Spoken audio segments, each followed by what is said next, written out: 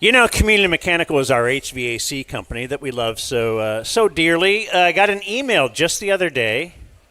Says, Dan, I'd like to shout out Community Mechanical. Early this week, my daughter's air conditioner stopped cooling the house. They called some guy that works HVAC in her neighborhood. He gave him a quote. It was about $1,500 to fix their system. I recommended to her. They called Community Mechanical to give them a try. They had come out and fixed one of our units recently. They came out the next morning. They discovered the unit parts were still covered by warranty. Ooh. And then they Free ordered money. the parts.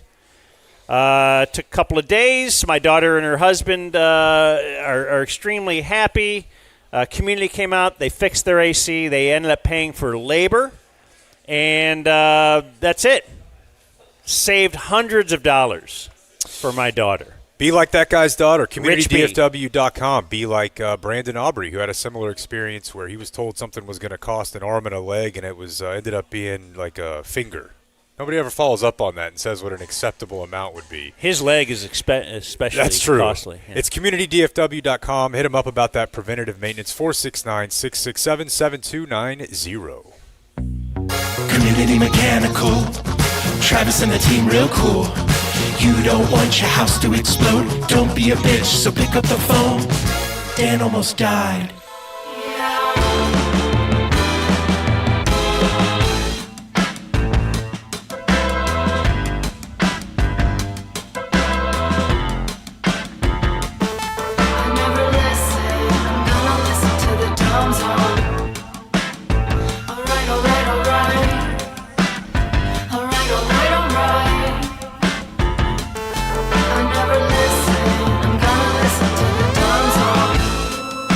All right, hello, friends. Welcome to our Thursday edition of the Dumb Zone.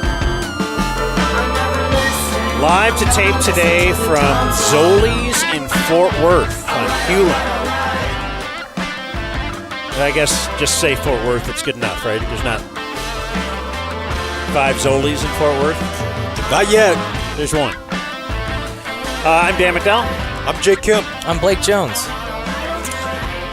Foodie CK is here. TC is here. I saw Snap here. Intern Henry is here. But nobody cares about those people.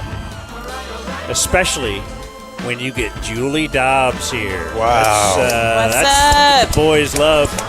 Do they? Does the manager know? That milkshake.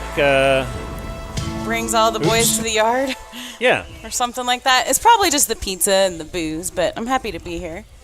There's things that we probably all wish that you could just forget about your buddies or your friends, and you're like, I love 99% of you. For me, the 1% is Dan's obsession with Khalees's milkshake. Great song. I haven't thought about that song in Try a long not time. to. Well, he's obsessed with it. He used to listen to it on repeat. I loved it course. without knowing the true meaning. And once you learn the true meaning, you're like, whoa.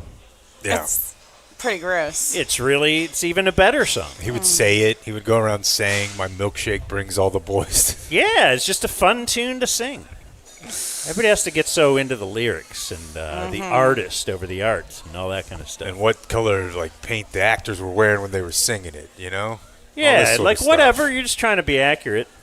Well, Anyway, Zoli's is the best. It's part of PILF Catering and Cane Rosso. They can serve all of your needs in different parts of the Metroplex.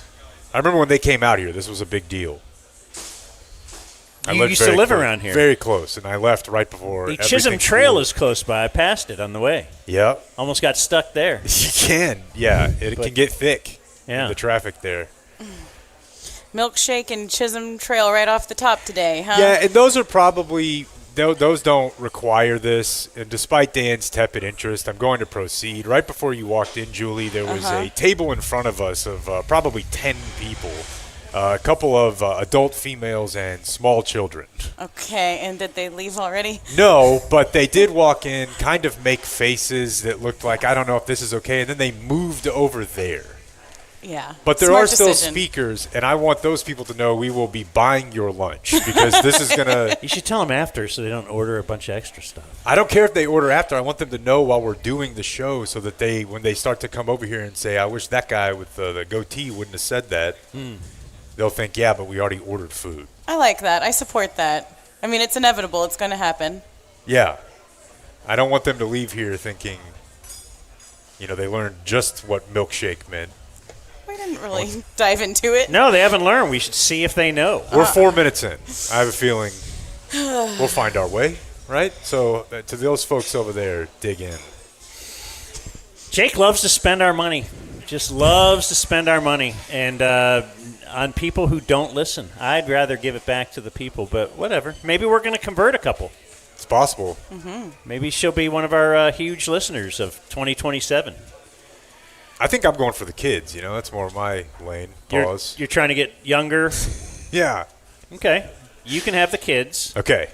And I will interview the moms. Okay, so I wasn't here for the past few days. Don't know if you guys knew that or not. But so I have a couple things to tell you about my little trip. Obviously, tons of news as keeps happening. I don't need any pictures of me. I feel like, right? Yeah, why does TC like to get close-up pictures of you? And it's not because of. It's not like they're not going to be great pictures. Just far away pictures. You know what it is? It's the comedy show thing. And now TC's going to do it even more. You know now, how when this we go works? into our, it's the comedy show thing. Our marketing lady is like, have them take some pictures of like the three of you or the full scene. She goes, I have all these really artistic. They're great, poignant. Jake looking off into this. It's like. But what are we going to do with that? I was just making a face just now. Although you do need a headshot. Well, I was making a face that I was like, that's going to look career. really gay whenever I see the photo. We could use this headshot on the comedy club wall, and you'll be up there with Carrot Top and whatever else. It's fine. But I have a couple things. So there's lots of sports. In fact, I'm sure TC and maybe even Blake would love to get into my I got some hot opinions about what just went down at the Baseball Hall of Fame in Cooperstown. Oh, no. But then LeBron does this thing, and then Romo does this thing, and like all this stuff is breaking. So we're not going to get to Cooperstown talk today, I don't think. Okay. Also, just in my ears, I'm really not hearing myself that much anymore. It changed. Kind of faded away. There's a Rangers game on live right now. What do you mean? I mean, there's a Rangers game on live right now. They're closing up a series in Tampa before heading to Houston. Yeah, that's why I don't want to to fall talk for the competitive replay baseball. thing. So what do you want to start with then? What are you teasing here? Because I saw a movie. So I have a couple things. So since this is even before my trip was I had to my almost graduated fully from college daughter. I had to drive her from Clemson to Nashville. But before that, I have a photo to show, and I want to make Blake angrier because right now he's angry because he can't fix our headphones, and I know how he likes perfection. But I went to so this is sad. I've never even talked live on air, I guess, about our comedy show. So I was last year Friday. Then we did the comedy night on Saturday. I think it was very successful. I thought it was great. I thought you were great, Jake. The whole night was unbelievable. Thank you. But before that, I had gone to Lowe's in the morning, and I went not just to walk. Oh. But I also went to buy Christmas tree storage. What? A quest. Which I learned that I cannot do at Lowe's or Home Depot. I think they've suckered me into it. Like the Container Store has one that's called Christmas tree storage, and it's red and green. And so that makes me, this was made for a Christmas tree. Whereas Lowe's just has the exact same container, but it's just clear. White, and it's like $5 less probably. Yeah. But I've learned I can't just buy that one. You want the red and green. The one that was made for the Christmas tree, right. Yeah. I have the red and green. Yeah. It's pretty awesome. But despite Lowe's, Lowe's makes us upset in that way. They don't have the red and green. I want to show this photo. This was July 25th at Lowe's, Blake. Oh, sweet. July 25th at Lowe's. This is when I get my Halloween stuff. They have their Halloween displays are up now, and you can buy your yard art for Halloween or just whatever. It's right around the corner in 3 months. July 25th at Lowe's. So I don't know the first day they did That's it. next quarter. Yeah, they got a big pumpkin man up. Maybe let's put some Valentine's Day stuff up in late October and just kind of make sure that you've got your full quarter, your full 3 months to get ready for every holiday. I think probably part of what the thing that is happening there, too, is I think that the front yard stuff is becoming more popular. What do you mean front yard stuff is becoming more popular? Like putting giant decorations in your front yard. Right. Yeah, because when I was growing up, like, I feel like you had to make them almost. And my mom did, or we would buy them. You know, like if you're in the – my mom was a seamstress. We were in the country. Like, people would make their decorations. Wooden cutouts of, like, Rudolph and paint them. And you would put them on, like, a stake in your yard. Now, you just got that. And I feel like when you drive through suburb neighborhood now, everybody's got some giant shit plugged in their yard. I don't remember that being at the Home inflatables Depot, are period, like 10 years ago. And they might have a little bit of Halloween stuff, maybe 20 years ago. The inflatables have crossed over from, like, a little bit cringy to, like, very cool. The cool people have inflatables now, and the bigger your inflatables are, the Sounds cooler like someone you are. who just bought an inflatable. Yeah, I know. I can't afford the big ones. I get, like, the They're small not ones cool at all. just No, to check suck. the box. Everything's bad about them. But you're right about that. There's a lot going on in people's front yards these days. Hell, I think sometimes I've seen some that are non-holiday anchored. Like they're just like, well, my kid likes cars. So they just have like a big race car. I haven't seen that. I feel like your property is worth, respect yourself a little. So, yeah, then I get to Clemson, and they have a thing. I was going to rent a U-Haul, or I had rented a U-Haul. And she doesn't have a lot of stuff, but she has a bed and a dresser and just enough, big enough stuff that it couldn't fit like in a pickup truck. So you need to get a U-Haul, and we don't have a thing to pull it on a car, the hitch or whatever, so we had to rent the 10-foot U-Hauls, the smallest you can get. And when I called, they said, call ahead and just confirm everything. So I called, and they were like, oh, yeah, we're out of 10-foot U-Hauls now. We have a 20-foot one that you can have for the same price. Don't worry, it's the same price. Yeah. I've been in this spot many times. Well, do you know what I said? We only have Magnums, right? That'll be okay for you? Yeah, I was like, actually, I don't. Absolutely not. I can't. I don't think I can. I'm not sure I can drive a 10-foot U-Haul. Dude, we're such betas, but it's so true. So they were like, well, the next closest place, because Clemson's a college town. There's nothing around Clemson. Yeah, but I would think that that's where you would be, like, you hauled out. Well, they had one U-Haul center, and they didn't hold my reservation. So they were like, well, there's another one that's like a half-hour drive away. Do you want that? And I'm like, yes. I will go a half-hour away to get a 10-foot U-Haul. Because I can't. And in retrospect, greatest decision I made. When I drove, so the U-Haul truck doesn't have cruise control. They don't have modern luxuries like power windows. Oh, no. I had to roll it down because they somehow have, because you can't see out the back, so they have a little camera that will show up superimposed on your rear view mirror. They got that, but not cruise control. So 7 hours was this drive without cruise control. This is modern guy complaining. Yeah, I guess loud. Yeah, it's loud. It's hot. The air conditioner will aim right at, like, a little spot on my arm would stay cool, and the rest of you is hot. And then I could aim it up, and a little spot on my cheek would be cool for a while. Just rotate it around. So I'm sweating my balls off. We're paying for your lunch. I can sweat them off if I want. Yeah, that's tough. A couple quick questions. Am I an outlier? Most people are cruise control as a matter of regular course. I can't. I don't. On the highway for sure. I never adopted it. I've never used it. I don't use it. Blake. Oh my gosh. Blake doesn't count. Love highway cruise control. Yeah, I'll haul ass. Love the adaptive cruise control that'll slow it down if you get behind a guy. Oh, it I thought it like has one leg. It reads. Well, yeah. And then. The definitely just guys listening to us right now out in these type of trucks, just gripping their steering wheel. Like, oh no! I was telling my wife I can't be a long haul trucker.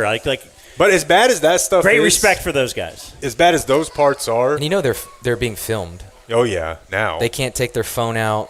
Now, oh or wow, get distracted at all. In those type of trucks, yeah. But wow. If you work for a company, right? But if you're like out my dad's like company, like painting a truck or something, you can get they away know. with it. Like if you got in a wreck and you were on your phone in the minute before, you'll get fired on the spot.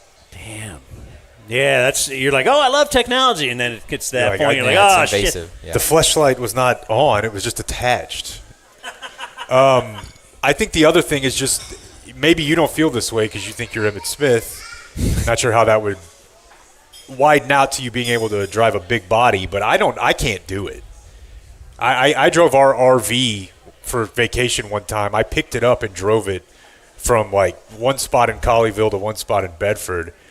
And I thought I was going to die. I thought I was going to kill someone else. Wow, an RV, yeah. Insane. And my stepdad can just get in anything. You know, he drives furniture all over the country. And they'd ask It's like me Matt Grimm, yeah. Just or every other man, man. but us. I don't know. It's just us. Too much. It sucks, but I'm like, listen, I'm doing you a favor by not offering to drive this. Have you ever pulled a boat? I've done. That's scary. I've done jet skis on a trailer, but I've not. I've never backed a boat into a lake. Yeah, that's like one of the hardest things on earth. I can give you labor. I And then can get driving my- the boat onto the my- ramp. Oh, I'll it's so give you hard. all of it. energy. I'll give you. You can do this sweat. thing. Yeah. No, I'll Come get on. in the. I'll do whatever, but I can't be the guy in charge of that. So I had to. So my Wednesday was travel. So my Tuesday though was getting picked up by my daughter. Like I had left the U-Haul at her apartment. We had packed everything in it except her bed and bed frame. Because she's like, I got to sleep in the bed tonight. I'm like, why don't we pack the bed frame? No. Like, I was going to leave her just the mattress on the floor. But she couldn't do that. So she picks me up like at 6:30. This is Dallas time. Because East Coast time, I had fully committed to East Coast time for my 2 days in East Coast time. Going to bed at that time. So that when I woke up at 7, it's actually 6. So it really worked out for me. I love to manipulate my mind. Yep. So I woke up at 7, but it A was beautiful 6, one, they say. And she picked me up. Then we got on the road by 7 a.m. Dallas time. I was leaving. We didn't get to her apartment in Nashville until 2 p.m., which gave us a lot of business call time, as you know, and then gave me time to listen. I listened to just pretty much both full shows that you guys did. And I have a few problems with No, that's things good, that I heard. Oh. I got to be honest. I also listen when I have been gone, although, neither one of us are – usually one of us is here. I'm gone tomorrow, but I will listen to tomorrow's show. You guys having Mike Soroy on? Some problems, Blake. I will focus on Blake. He, both of you guys, though. You were talking about the new the series Quarterback on Netflix, and you claimed that the Cam Ward is great and he's funny, and the Dumb Zone is on the Cam Ward train. Slow down. Maybe 2/3 of the Dumb Zone is on the Cam Ward train. Are you kidding me? You guys are betting on Cam Ward? Yeah, I am. Give me the under, whatever it is. Mark this. You like to mark stuff for the future when Generic. when Jake predicts that Horse racing. whatever it is. Yeah, you guys got into that yesterday, but It's looking good. I got more info. if you guys want futures on Cam Ward, I'm How about playoffs in his rookie contract? Ooh, I'm in. what is it called when I'm in. You got I'm 3 more shorting years? that stock. I mean, you could take the option. And the option. I will short that stock on Okay. Cam Ward. I don't know. I like a guy He will who- not get a second contract with the same team. How about that? Okay. What you have to go off of whenever you just don't know anything about a guy, and I'm going to judge him, it's his parents. His parents seem like very involved and cool and like small towny and not like trying to get famous. All right. And he seems to like watching film, Okay. which I halfway wonder. He's not Jamarcus Russell. That's the thing. Who cares? I halfway wonder if because he didn't play football or quarterback at a high level in high school, if it's because he's not beaten by it yet. Do you know what I mean? I'm going to steal from another sport. Same case, Paul Skeens. Didn't really pitch until college. And look at him. He's got Okay. Livy. So Cam Ward is Paul Skeens of Yes. football. I'm in on Cam Ward. All right. I know. Okay. I'm very familiar that Jesus you Christ. two are in on Do Cam we need Ward. you know what I downloaded I'm just trying for to when tell you start you. doing this? Pull me up, Blake. I just had to bring a voice of reason to this before everybody just starts. All right, so that's jerking it number all one. over Cam Ward. Next up, point 2. Just place it. I'm just going to play laser sound effects because you're just yelling. Oh. Go for another one. Here we go. All right, my second point. Blake read some of today's birthdays the other day. He said former Ranger Bump Willis. Very disappointed. Very disappointed in Wills. Bump Wills. Blake, who has a picture of himself with Rusty Greer when he was like 2 or whatever, and all of a sudden I'm biggest Ranger fan there is. Wow. Where'd I Bump can't ever tell you. go? Try much reading a about book. He thought that the people at Jake, EA Sports Confidently- created the word gulag. and nobody corrected him when Jake Activision. confidently said, Maya Rudolph, Quincy Jones' daughter. Everybody just nodded and looked and said, yeah, Jake, God damn, let's put you on our shoulders and carry you off today. So racist. That is, of course, Rashida Jones is Quincy Jones' daughter. Maya Rudolph Don't use the last name. does part. not have famous parents. She does, though, as I had to Google it just to make sure I was right, have 4 kids with Paul Thomas Anderson. Who knew? Not me. They're just a couple. They never got married. They just said, hey, things are going well. Why get married? 4 kids. You Yeah. know, Impressive. I don't know. What? Why not, people? Look, apparently we're not supposed to talk about what is and isn't nepotism anymore, or we get angry emails. Oh, I know but she was in show business and stuff. I'm not saying she didn't get help. Her dad was a composer. Her grandfather owned all of the Oh, I'm not Wendy's saying and that Dade didn't help her. Okay, Quincy but- Jones is different. Got it. Now, that you didn't follow up on, or did I not say anything about him having sex with the guy who wrote The Godfather? I don't know if I heard that. Interested that you had Cash Soroyan for a 15-minute infomercial on the most confusing game I've ever heard. He was kind of just there. He kind of just was sitting down. Yeah, but then he started talking about this game, and I was like, all right, so you got to You find these things, you follow them then on you got to Instagram, post something, and then I got to and then you win big. Big money. if I Yeah. walk from Watauga and then I got to I'm not hearing a problem here. Would you expect anything different from the Soroy It was twins? so confusing.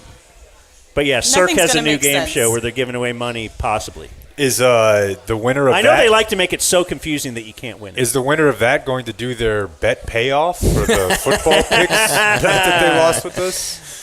And then my last note on our show that I listened to, Aggie Game Day Suites, absolutely gold. I want to replay it. I might like to hear it right now. Wonderful.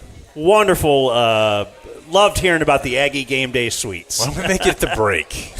That's Can't pretty do aggressive. it. Got a good break today. Okay, So, maybe we'll play it later. But I appreciate you wrapping it up with a compliment. No, it was great. No, the show. I liked the show. It was great. I just had a couple of. This is how it is when you meet someone that, hey, I listen to every show, and they have 5 complaints though. Mm-hmm. You know, here's the 2 things. You know, when we do sit-ins, These they'll are be Dan's like, closing remarks. I love it. Closing remarks is like, hey, Jake, remember this thing you said 2 months ago? Yeah, Idiot. you were wrong on that. And you notice how nobody really ever brings up something I said and I was wrong. Yeah. You know, they're just like, hey, Dan, keep doing what you're doing, Playboy. They're like, needle didn't really move for me, but yeah, I guess I wouldn't. Nothing to complain about. And as I drove into Nashville, and then we'll get to Romo here. Oh, I got something quick. All right. I just wanted you, Blake, I thought you'd be interested in a lady running for election in the Tennessee House of Representatives to represent District 60, Eva Romero, EVA, Romero. Her Insta lists her as CEO, broker, podcaster, founder. Great. Unseen to unstoppable. Oh. Yeah, that's I like how it. she What is. a catchphrase. Dang, that sounds like a YouTube channel. Also, when you search her- her name, she's like real estate agent. Instagram name Inspired Ava. That checks so hard. All real estate agent means is for the right price. And She's on OnlyFans. I didn't put this together from until now for later the right in the price. night. I may have had an early bird gummy before I was checking into my hotel room. But my daughter was with me. My daughter's like 23, okay? So I'm checking into this hotel room. It's they have a king and a couch in this hotel room. And so the lady at the desk starts telling me, she's like, okay, well, she starts telling me about how the pull-out couch works. And I went like this. I put my hand and said, Oh, gosh. I don't need it. Don't So need it. awkward. I go, we don't need it. I said we, but meant the royal we, but I didn't put it, like I said, I didn't put this together till later. Because I'm standing there with my 23-year-old daughter. I go, we don't need it. Yeah. And she's like, oh. Okay. We'll be lucky if we make it to the bed. Oh, gross. I never thought, after we had, then we went out and got a bite to eat or whatever after checking in. But I was like, I think that lady was like kind of telling me that just to kind of fish to what is this going on here. She didn't know. Ava was just dropping me off. Like we were together, and I was checking in, asking for a key. She gave me 2 keys. She didn't ask, do you need 2 keys? She just said, here are your keys. Like everybody needs 2 keys. Right. I was only going to be there one night. Anyway. In case she's trying to escape. Yeah. So then I made my daughter, like I said, hey, make sure that you, like, because I make sure you, like, say something to her as you're walking out, like, as you're leaving. Hey, Dad, can you believe that weather outside? Because I wanted to still have a chance with the front desk lady. Sure. Sure. Yeah. And she knows you help your chances to know that you're a caring father, know? All right. Well, anyway. This next little portion is going to be brought to you by Trident Access Services, Kings of the Sea and Kings of Gates and Garage Doors. TXTrident.com. 817-512-1212. Once again, I got home. Nobody knew. And, yeah, my dogs didn't run down from upstairs. They sleep over the garage. Mm-hmm. And came home, opened the garage door. They didn't wake up and come down because the garage door is that quiet. Oh, wow. And it used to be very, very noisy. Yeah. Trident Access Services came out and fixed our garage. You have a gate? Yeah, I have a gate. Yeah, they do gates. I think about Trident Access Services every day. When I press that button and my gate opens, you kind of feel like a queen. You got a swinging gate? No, it's just like a sliding gate. Yeah, because they got the swinging, they got the sliding. Yeah. They got the full glass. They got it all. I got it Feel all. like a queen with Trident Access Services. TXTrident.com. Please do tell them that the Dumb Zone sent you. It's 817-512-1212. I tell you this because I'm now going to give you my very brief review of the Odyssey. Oh. Which I went to go see on small screen, I guess relative to normal where people are seeing it, on Tuesday night with my wife because she wanted to go. I think next weekend when we're in Los Angeles, TC and I are going to go into the city for the weekend. 2 rooms, so we are not asked the question that we've been asked many times when we. How many? I could see it. Bob and Donovan used to get that a lot, right? How many? What's the deal here? Yeah. No, but so I think we're going to go into LA where they have one of the 20 in the country. Yeah. Have the 70. 70. So I went to go see it with her. Funny because I don't know. She grew up between Louisiana, private school and public school here, but somehow she missed all of this really. I feel like I know the whole story. I don't know what's in the Iliad, what's in the Odyssey, but I know the whole story. Maybe we had Greek 6 weeks for it's something. Yeah. But that was interesting because she's like, oh, this is all the stories from all the. I'm like, yeah, it's also why the guy's name is Mentor, right? His friend. Telemachus. The root words of all these are from this story. Tele means long way. Telemachus is his son. All this stuff. Oh. You're That's telling me a lot of stuff stuff. I don't know. Go Yeah, ahead. Achilles is not the same story, but Achilles is a person who had the term Achilles heel comes from that story. So this is why they teach it in schools. This is the same reason they teach. This is the argument for teaching the Bible in schools. And if they did it a certain way, I would be on board with it. Which is a lot of the stuff you're going to hear people say it comes from there. So it was cool. It's an interesting story in that it's the story that all the other stories are based on. You know what I mean? Okay. So I enjoyed it, but this is not the place to review a 4-hour movie. I'm not even really a movie guy. I'll tell you this. I support that they have different types of food at an upscale version of food at theaters now. I'm on board with that. Yeah. Well, for 4 hours. But I think they should have upscale versions basically of foods they've always had at the movie theater. And I say that because when I sat down to watch this movie, I was hit with a strong scent of orange chicken, which I don't think belongs in a movie theater. No, it doesn't. Like I said, I was like, where? That's Chinese food. And I looked over, and the lady just had a. So you don't like ribs? You don't like? No, I think if you want an upscale burger, hot dog, or nachos or something, like ballparky type food, but I don't want to look over. You can't eat with a fork. It was really weird, and it was a full like. I gotta disagree with you guys on this. Genghis type bowl. Like I don't know. What do you want to do? Sushi? Yes. That sounds great. Let's get hibachi in there while we're at it. Do you hate? Yeah. Do you hate that at ballparks when they have sushi? I've never seen that. I guess I've never. Maybe where you people with gates sit. Yeah. I don't know. I don't want to. I don't think you can do that. I don't. At least the ballpark, you got room. Like to this move. is all like just. It's based on what. Who had the wontons? What was put in history? If you're just a victim of. It's the way it is. Society and the way it is, and had it started. I had spaghetti for breakfast today. Had the first. Yeah. I don't. I'm convention. I'm okay with bucking, but it just didn't. It didn't feel right. There's a part, like you've heard, like the song of the siren song. This is a term you hear, right? Yeah. It's from this story. Okay. And it's the song, he's going to listen to it. It's a message about your fear, whatever. Fine. The song, it sucks. Does not slap. 0 of 10. Not a banger. Will not be a summer hit. The song sucks. So if that's what that was all about, that shit, low-key, not fire. Final point. I think in 500 BC, you are not allowed to ever be like, oh, my bad. I think once you offended somebody in times before, I think we're more forgiving now. You had a duel. You pull up to an island, you're like, what's here? And then they run out and they're like, time for you to die. There's never a conversation of like, oh, shit, y'all got this one? We'll leave. Our bad.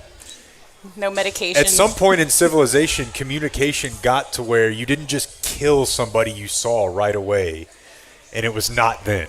Because back then it was, oh, God. Every group. So when you got up to Columbus, you didn't kill them right away. No, you kind of saw, hey, how can I exploit them? Yeah. You learn about it first and then kill them. And that's probably what it was, is that once you figured out how you could if we killed everybody right away, we don't know what Dude, I the swear lay to of the God, land. this is a 4-hour or however long, 3-hour movie. 1 hour of the movie is Odysseus and his people running back to the boats like, oh, shit. Is it great? It's pretty great. Okay, my kid loved it. It's pretty great, but, it's also, again. Are Sydney Sweeney's big she's not in it. milk can? I thought she's in it. So just a general question you ask about any movie. Is that there on No, it's Am I just looking at Twitter? There's lots of. Did you just get ball sacked? Lots of people in I got ball sacked. Here's Cassie from Euphoria. Because people are mad about who's in it, which is really weird because it's not a real story. I don't know. I guess it's Greek in nature, but no, it's great, and I'll tell you that despite the fact that Anne Hathaway is in it, and I do not like Anne Hathaway as an actress. She's this generation's Jodie. No, Foster? No, not Jodie Foster. Jamie Lee Curtis. The one that kind of looks like a monkey. Julia Roberts. Just always whine. Everything is whining. No, I disagree. I just her face is always whining. Very far up. But I loved it. Julia Roberts' greatness and not a monkey at all. And I agree about Anne Hathaway, though. Unlikable. Yeah, they're not a monkey at all. That's what I have to say about that. Do we have Frank standing by? We do. Has he been standing by for quite some time? Yeah, it looks like he's enjoying the show, though. Oh, okay. There's got to be a way to communicate that. Frank, your appearance is going to be. We have our lawyer, Frank Cawley. He's great. He's one of our dream team lawyers. I'm the only one who thinks that, and no one else clapped for him. I've had breakfast with Frank in the last couple months. Oh. He didn't charge me. What?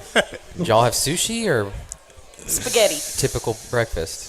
Frank, your appearance to talk about the Tony Romo situation is brought to us by Plum Quick.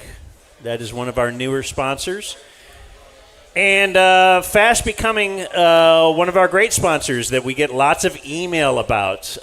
Johnny Outlaw, in fact, says, here's another positive review for Plum Quick. They solved a problem we've had multiple other plumbers fail to fix. Great job.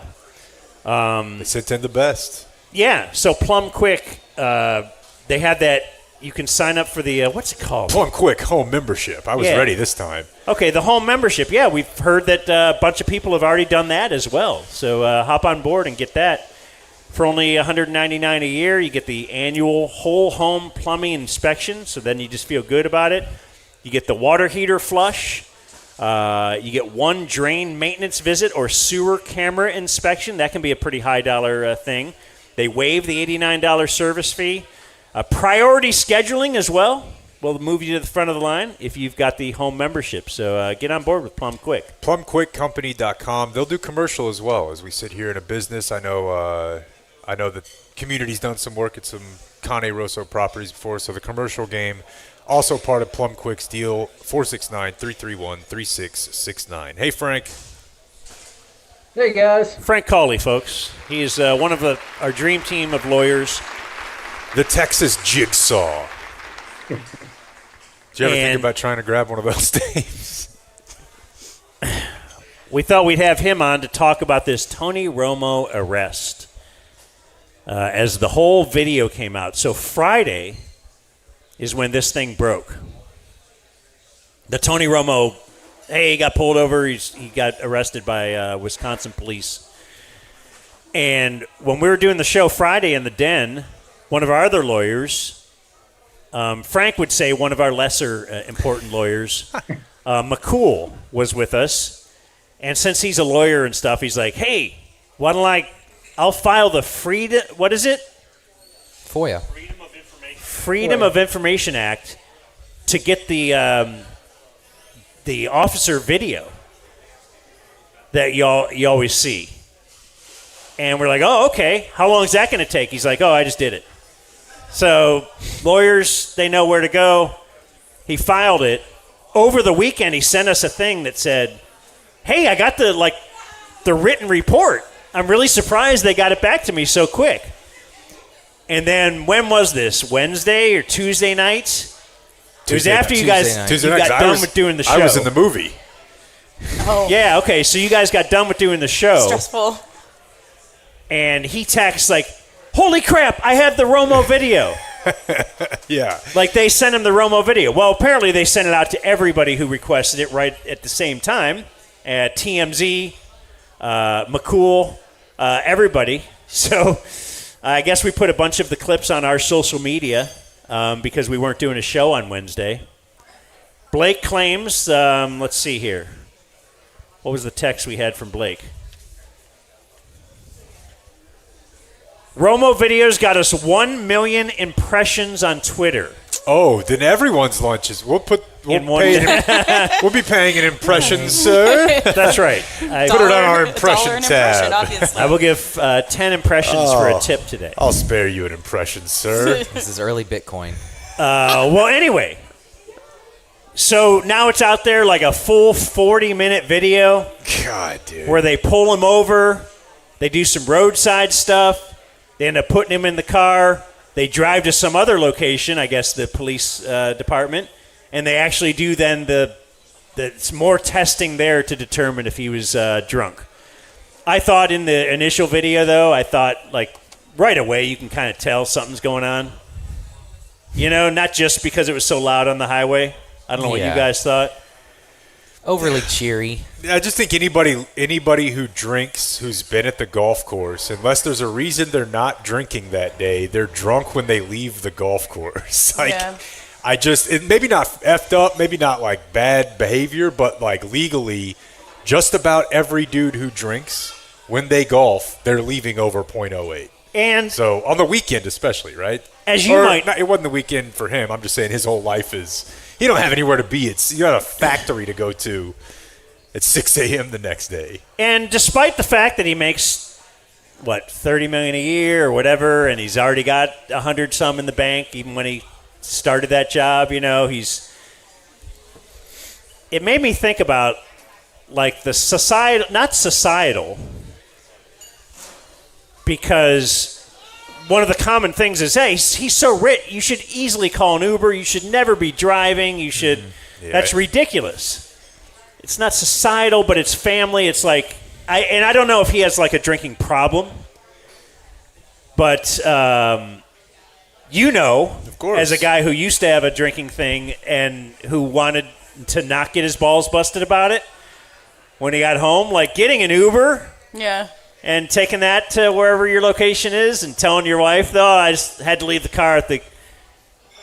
That's like going to be really frowned upon. And so it's probably just better if I just drive. I'm probably okay. I'm Tony Romo. I don't know. That's where I feel for Tony Romo in a way. Yeah, I mean, also, I don't know if it's feel for him. It's not excusing his behavior, but the type of people who end up, I guess, ascending to the top of their profession, in that profession especially, they're such quote-unquote alphas that you're not getting to be Tony Romo by being the type of guy who's like, I've had a few beers, I should call someone else. You think you're the effing man. That's how you got to where you are. Somebody's paying you $25 million a year to talk football. Humble went out the door years ago. The idea of like, oh, I'm not sure. That's not an excuse, but that's why I think the excuse or the way to do it would be you just got a guy. Yeah, or you got a guy. Pay a guy $100,000 to tell him you can do other stuff, but when I call, you're available, and you drive me wherever I want to go. Yeah. Yeah, or I guess if you... It can't be an in-the-moment decision. You won't make that one. Yeah, if you do it from the beginning, if you say, I'm just Ubering because I'll probably have 1 or 2 beers, and you know what? That's going to show my young kids. Even if I'm having 1 drink, I'm going to have someone else drive me. That's probably the way you have to do it. Anyway, we have a lot of... Blake cut up some of this. I wanted to play some of the Romo stuff, and then we can react and have Frank's thoughts on the legality, because I see there's also lots of questions about, is the cop in trouble here? Was everything done? Was everything done right?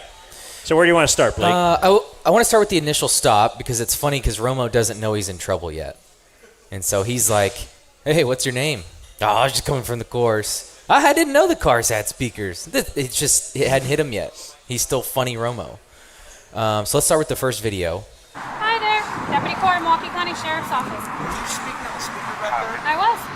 I didn't even know you guys had that. Didn't know you had them. He's like, that's sick. Yep. That was what you said. Yep. Gotcha. Reason for my stop today is the unsafe passing on the right, the lane Say deviation. it louder, I'm sorry. Unsafe passing on the right, cutting across the gore. Obviously, the gore, Yes. the marked area. Gotcha. Where are you coming from? Well, I live in Dallas, so I came in to visit Grandma and Grandpa, so we're here. I'm going to do that, but I got the gore. You got the what? Gore, you said? Yeah. That's what it is when you cross it? Yep. Yes. I got Okay. what you're saying. You said And I you were crossed coming it. from Grandma and Grandpa? What did you say? Not It's a lot really of hard to hear chemistry. you, dude. I can't hear you either. I'm Yeah, I sorry. know. We gotta basically yell at Yes, each other, I right? feel like I'm yelling at you. Okay. getting All right. better. Where are you coming from? The golf course. And I'm going to meet Grandma and Grandpa. Okay. All right. I'll take a driver's license from you. You got it. What's your name? Deputy Court. Here we go. What's your name?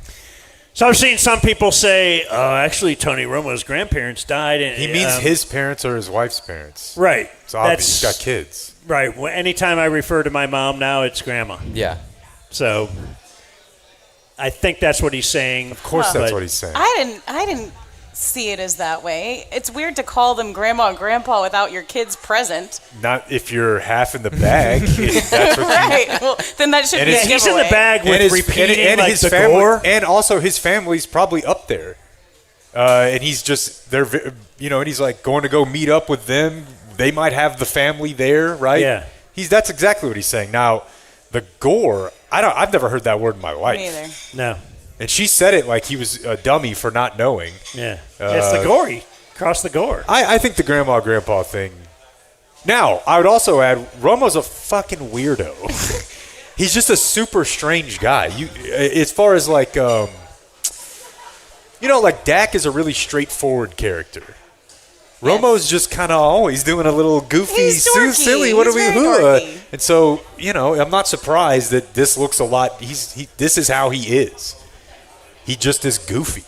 So add the freeway, some booze. Yeah. So I'm I glad. keep forgetting Frank is here. We had Frank on. and No, I'm like, I'm glad this next video is basically for Frank because I did not know this. So she, in picking up later details in the video, she can smell the alcohol from his car He cut off people on the highway. He's coming from the golf course. She knows he's hammered. And so she wants to do the field sobriety test. And Romo has kind of heard you're not supposed to do that, maybe. And so he wants to call his lawyer, and he is denied multiple times. So play video 2. All right. How many drinks have you had? It says 0. You're coming from a golf course? I played in the golf tournament at the Wisconsin State Amateur. Okay. So it's like a USGA event. Okay. All right. I'm going to run you through some fields. What's that mean? Field sobriety test. Are you willing to take any field sobriety test? Call my lawyer, and then I'm going to try to fill in if that's okay. Says he's going to call his lawyer. You want me to take field sobriety Yes. test You're right now? denying the step out of the vehicle pending field? I'm just going to call my lawyer. Okay. Step out of the vehicle. I'm going to call my lawyer. No. Step out of the vehicle. I'm not allowed to. Step out of the vehicle. So you're going to take me through. Field sobriety test. I'm still allowed to call my lawyer, right? You're not. I'm not allowed Nope. to. Step out of the vehicle. Okay. Now he's sitting and thinking. Yeah, he's pondering what to do. So Frank, So yeah, he's saying, number one, no, I want to know, because she's like, will you take a field sobriety test? Like she asks him to do it, and then it seems like she's kind of demanding that he does it after that. So yeah, go ahead. I'm sorry. but Frank, it seems in that situation he should be able to call, but in further learning he's not. So could you explain why you're not allowed to call your lawyer at that point? Yeah. What's going on there is he hasn't been arrested. You're entitled to a lawyer and Miranda rights read to you once you've been arrested. And what that typically means is that you're taken into custody and you're subject to being interrogated. And so at the point where she's just investigating or looking into whether there is probable cause for an arrest, your Miranda, your constitutional rights to a lawyer and Miranda warnings haven't been triggered yet. So it's what they call in the law a temporary investigative detention as opposed to a custodial arrest. That's what I was going to ask you, because you possess that right before that interaction begins. And so you're saying for that period of time, that's what it is. That's what it's called, a temporary period. Like you're detained, you can't call any. You're doing what they say, or you're disobeying a lawful command. Right, and they're just at that point. The theory is they're just investigating a crime. They haven't deprived you of your liberty yet. They haven't done anything for which you would need legal counsel at that point. You know, it's like if you stop somebody whose description is consistent with a crime that's just been committed, and you just want to check them out to see if they might be the suspect. They can't just stop you and say, well, I want my lawyer. Okay, so he says no, and then she's like, then get out of the car. And Wait, she's no to entitled what? He said no to the field sobriety test, and that's when she was saying, then get out of the car, it seemed like. See, I didn't see it that way. Okay. I don't think he was rejecting or declining the field sobriety test. I think he was saying he needed to call his lawyer to figure out whether he wanted to do it or not. Okay. And the police officer in that scenario was correct that he's not entitled to consult with a lawyer prior to determining whether he's going to undergo the field sobriety test. And that is for officer safety, right? They could be calling anybody. Yeah. Well, yeah, I mean it's for officer safety, but again, it's really because at that point in the process he hasn't been arrested. So he doesn't have his constitutional rights to a lawyer triggered as of yet. I think there is arguably a point where he was, at least you could make a colorable argument that he was in fact arrested. But at that point where she's just questioning him, he hasn't yet been taken into custody. And therefore, his right to an attorney hasn't been triggered yet. But also, it seemed like she was asking him, "Are you willing to take a field sobriety test?" Yes. So what's the play there? He doesn't have to take a field sobriety test. He can decline a field. And what sobriety happens if you decline? Then you get arrested. You're going to get arrested, and they're going to. that's going to start the process of they're going to take you into custody. They're going to ask you if you will undergo a chemical test, breath, urine, blood. And once you refuse one of those, then in Wisconsin and Texas too, there's an automatic license suspension for refusing those tests. And in Wisconsin, I took a look at their law a little bit last night, and in Wisconsin, they can use the fact that you refused those tests against you in determining whether they have probable cause to arrest you. So, yeah, once you start refusing those tests, you're going to get arrested. So I'm not sure if it's in one of your cuts, but Romo does say something that I've always heard, which is I'm not going to take a breathalyzer because I've always heard from lawyers that you don't do that. Would you agree with that? Don't do a breathalyzer? Well, there is that advice out there from most criminal defense lawyers that I know. I think there's a little bit more nuance to it. I mean, obviously, if you haven't been drinking at all, which is what he said in the beginning. Yeah, which we all know wasn't true. But if you haven't been drinking at all, there's some argument that sometimes the breathalyzer machines are not properly calibrated and it could lead to a false positive. I think if you haven't been drinking at all, there's not a lot of danger in doing the breathalyzer. If you have been drinking at all, even just a little bit, I would not. Because all the breathalyzer is designed to do is gather evidence that can be used against you. And if there's a potential that you might be at the limit or even close, I think it's just always advisable not to. Now, having said that, most places, Wisconsin included, once you refuse those tests, there are consequences for the refusal alone, whether or not you're ever found guilty of the DUI or the OWI is what they call it in Wisconsin. So, I guess the theory is if I know I'm going to blow over, versus, well, then at least we could argue something. If you have it actually on paper that, he was point whatever. You're not coming back from that. Yeah. You're at that point you're sunk. So you don't want to give them the evidence for which they can use to convict you. If you don't have to. Now in Wisconsin, it's a little bit interesting. On a first OWI offense, the consequences of refusing the blood test are actually worse than being convicted of the OWI. You get a full year suspension of your license, and you have to use an interlock device just by refusing to take the test.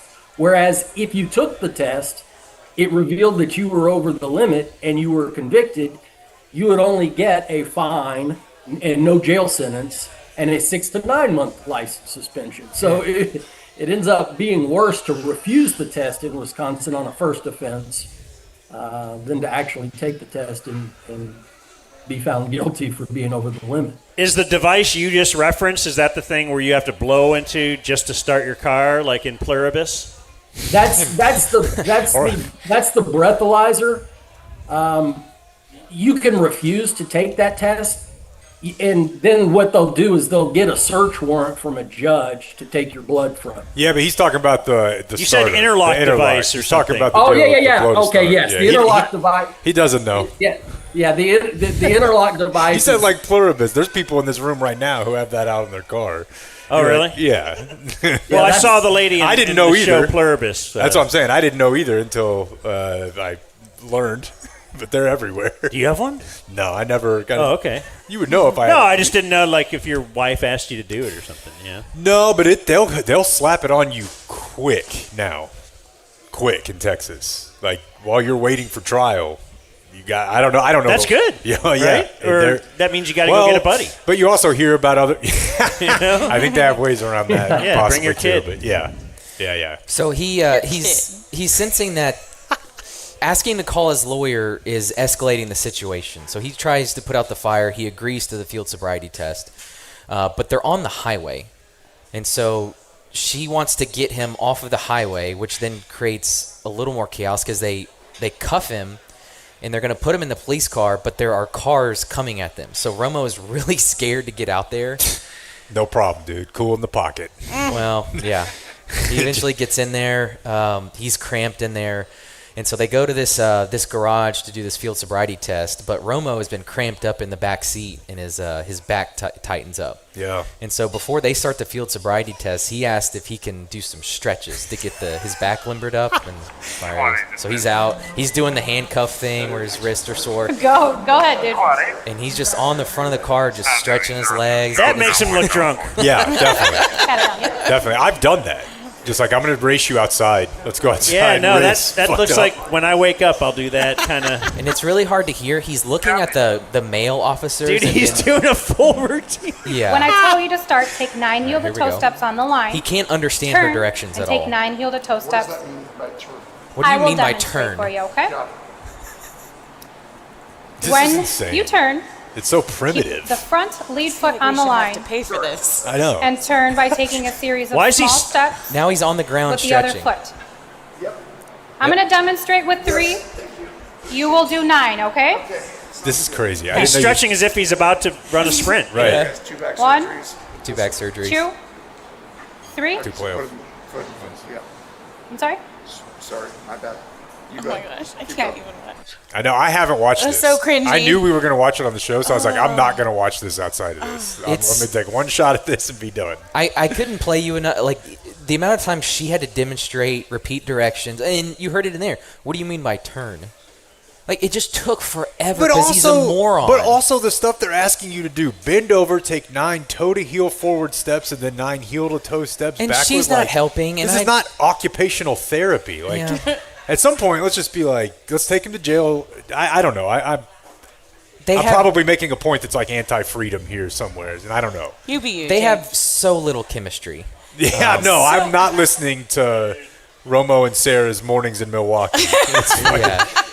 I don't know about not good. not good. I don't know about operating heavy machinery. In fact, you probably shouldn't. But I was going to say, if you do want to get a buzz, a little take the edge off thing, maybe that's what Romo was all about. He didn't want to go back to Grandma and Grandpa's, There are better regular. options. Yeah, we're talking early bird Look at CBD this. gummies. Yeah. This guy. That's right. It's not your grandpa's CBD anymore, Blake. This CBD has THC in it, 2.5 millis. Yeah. So it's a tiny bit, but enough to take the edge off. Maybe a guy like me, I want 2 of them. I'm not telling you what guy you want to be like. I tell you, don't you wanna- don't want to be. You don't want to be like Tony Romo getting pulled over. No. That's a bad No. bit. And you don't want to pay full price. Right? So we promo can get a code deal? DZ20, earlybirdcbd.com. Promo code DZ20. And if you like drinking more than you like, you get your buzz through the drink, get the drops. You can drop that in the water. You can Yep. drop it in your Lemonade. soda. Good stuff. Maybe your lemonade. Maybe in the milkshake. Oh, I feel like Drop- I'm about to become a lemonade guy. Drop I bought those- a couple of Why? crafty lemonades. I don't know. I think I was at Eatsy's. I go to Eatsy's once a week. Oh, I they go have to the best lemonade. breakfast on Sunday every week. And I got a couple lemonades, and I was like, holy shit, is this what y'all are doing with this? It's like mayonnaise. It got better. Anyways, here's Frank. Well, we're promoting early bird CBD right here more than Yeah, but you can More put the than, drops in Jake it. just did a live spot for lemonade. Put the drops. just in general. Yeah. They said put it in lemonade. I don't know.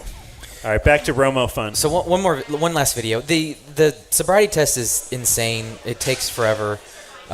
Play one more. Yeah, there's 4. It's the one-legged stand test, which he kind of does good at. He doesn't. It's just he's so drunk. It's awesome. Here, go ahead.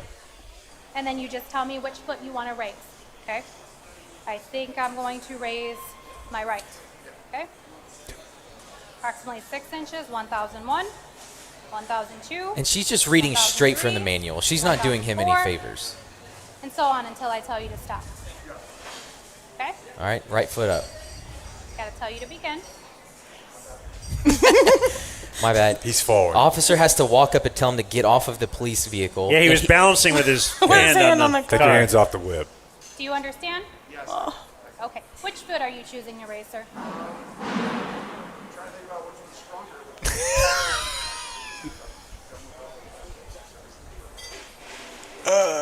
So he's saying he doesn't know which one to pick since he's First had he so talks many it out. Yeah, back now problems. he's saying left, maybe the right. This nope, is no, he's this going to is go with the insane. left. Okay. Maybe again. All right, here we go. And she's got her phone out, so you can see how long he's going. But he's standing there, got his right foot up. Does he have a big smile on? He says, I might incorporate I feel this like into I might PT. incorporate this into PT. What an a-hole. Nah, that's my quarterback. And he's saying, like, oh, my physical therapist does this, that, and the other. Okay, he falls over at 21 seconds, and he's like, that had to be at least 8 seconds. And so then he keeps doing it for some reason. He's showing Going to off. be stopping the test. Okay. Now he's just... Okay, you need to listen to this part. Oh, okay, cut off. Okay, so she says, do you want to do the breathalyzer? And he says, no, I've heard to not do the breathalyzer, so I'm gonna deny that at this time. And before she can speak again, he says, so did I pass this test? And she said, will you go to the back of the vehicle? And he goes, no, huh? Okay. I'm just blown away. Is this how does an average DUI stop, how long does it take? Is this normal where this feels like this is the rest of this cop's shift? Frank? Well, what happened was because she stopped him on the shoulder of a bridge, there was virtually no room to do a field sobriety test, and it was an unlevel ground.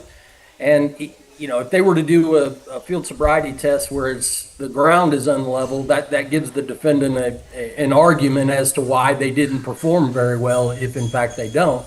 So what they did was they transported him from the scene of the stop to a police parking garage somewhere in the vicinity. So it's that kind of gets into the weeds, but that sort of starts to look like an arrest at that point, for which there has to be probable cause. They put handcuffs on him. Yeah, Before they putting him in the handcuffed him, car, put yeah. him in the car, drove him to another facility somewhere else. I don't know how far it was, but I did look at the timestamps from when they left the body cams timestamps from when they left the scene of the stop to the time they started the field sobriety tests at the police facility. It was about 20 minutes later. So I think he has a fairly strong argument that a reasonable person in his position, having been cuffed, put in the back of a car, transported to a police facility, would think that they were under arrest. And the reason that becomes important is because to arrest somebody, you have to have probable cause. And I don't think they ever had probable cause just from the interaction between the police officer and Tony while he was sitting in his car. So if they did in fact arrest him and there was a determination that there was no probable cause, then all the evidence they gathered after that point would be suppressed. And so, this guy's the man. Oh, yeah. I think he has a colorable argument. Now, they are allowed to take you from the scene if doing the field sobriety test there would be dangerous. They are allowed to do that, but it starts to look like an arrest at the point. I think what they did would make a reasonable person think that they were under arrest.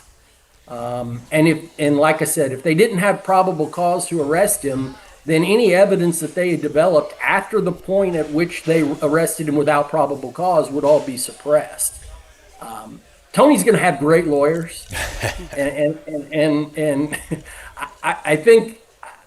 I really think this is going to be a difficult conviction. Now, having said that, he did refuse the blood test, so that charge sticks whether they had probable cause or not for his OWI arrest. So I think does that make him he can't drive in Dallas too? Is that just Wisconsin? Well, that's a different issue. They state when you get arrested or convicted of like a DUI in one state, there's a national database that they report to, and I'm not conversant with all of the details of it, but it's sort of a reciprocity thing. If you get arrested for a DUI in one state, your home state may deem that as the same as getting that DUI in your home state, and so the Texas may recognize the OWI arrest as a basis for revoking his license in Texas. What if, because you said he got pulled over on a bridge or whatever, how do cops take it if you are like, yeah, this seems like a bad place Dude. I'm going to keep going and look for like a more of a better place to pull over. I can tell you my experience, they hate it, and I'll just tell them, sorry, dude, I'm not doing it. I'm not putting this on. I don't care. My stepdad was a cop. I don't. I'll exit. Yeah. I'll put my hand out I've the always done freeway. that. I'll put my hazards on, and I exit the freeway. I'm not pulling over on the freeway. That's the first thing I say. Sorry, I wanted to get you off the highway. He's like, "What? Write me the ticket for not doing it, but I'm not doing it." And that's a good evidence that you're not that drunk. You're at least if that's your spot, yes. Well, and when the first clip that Blake played, when he was kind of bantering with her and he says, "Did you talk to me over a speaker? I didn't know y'all had that." That's because she was telling him on the speaker, pull over onto the shoulder. Okay. She was telling him to the pull over. The lights are on and he's not pulling over. That's where we started the problem. Yeah, that's a good indication that. Yep. Well, Frank, it's a joy to talk to you. Thanks for joining us. Great seeing you guys again, especially you, Blake. Thanks, Frank. Go Bears. I think it's pretty cool. There he is, girls. Frank Cawley. I wouldn't recommend this for every athlete, but I've noticed with the kids now, there's like a lot of really sick Romo edits out there over the last couple of days. Yeah. People are like, damn, this guy's a baller. I'm like, don't forget. And I saw, Tavon Austin the other day. There was a video, definitely bad bit potential, but it's him, and it's filming him showing his 2-year-old or 3-year-old daughter his highlight tape for the first time. And there's a moment where she realizes it's him, and she's like, Daddy's fast. And the look on his face is like, it's crazy. I once played, my daughter was 4, and I played her the Lee Corso exchange. Yeah, she was just here. You played the compound joke. Very excited about that. But maybe that's a move for athletes that people forget about. Get yourself in a little trouble, because now it's a good way to get your highlights out there. All right, let's take a break at Zoli's. The Dumb Zone. James Harden. James Harden had his jersey number retired by a Houston strip club after he spent $1 million in one night. Chuck Knobloch. Chuck Knobloch once had the yips, threw a ball into the stands, and hit Keith Olbermann's mom in the face.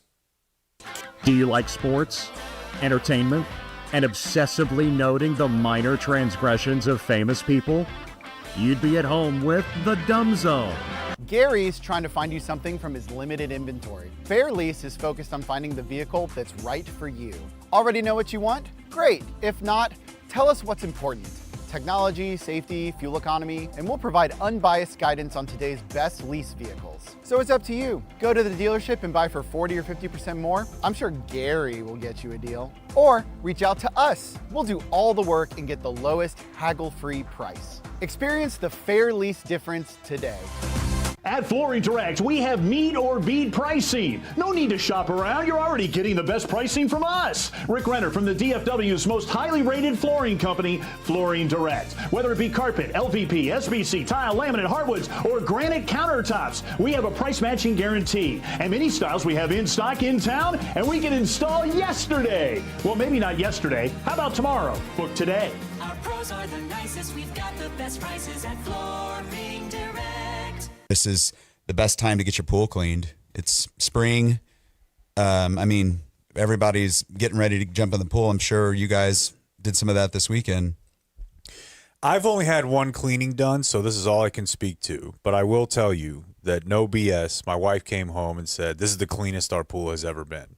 And we had a guy, and it's about the same price. I thought he was doing an okay job, but I don't know him at all. I mean, whatever, it's just a guy. I'm sure he's a fine guy, but whatever you guys did, it definitely was noticeable. like very noticeable. Well, I heard there was problems with your filter you didn't even know about. We might have had a little bit of a Dan previous roofing company or whatever, because they had left some stuff that was a real problem.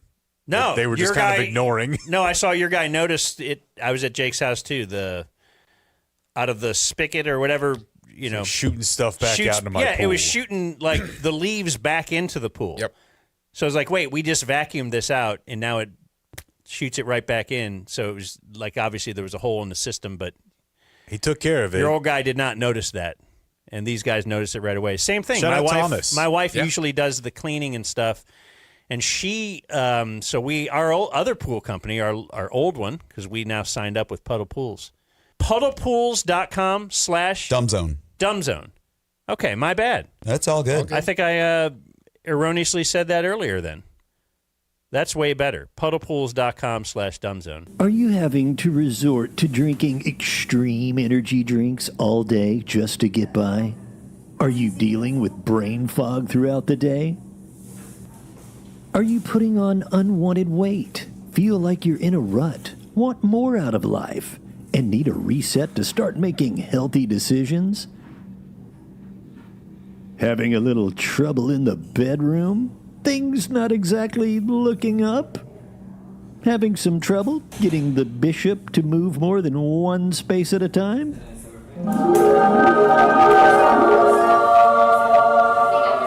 Is your penis broken?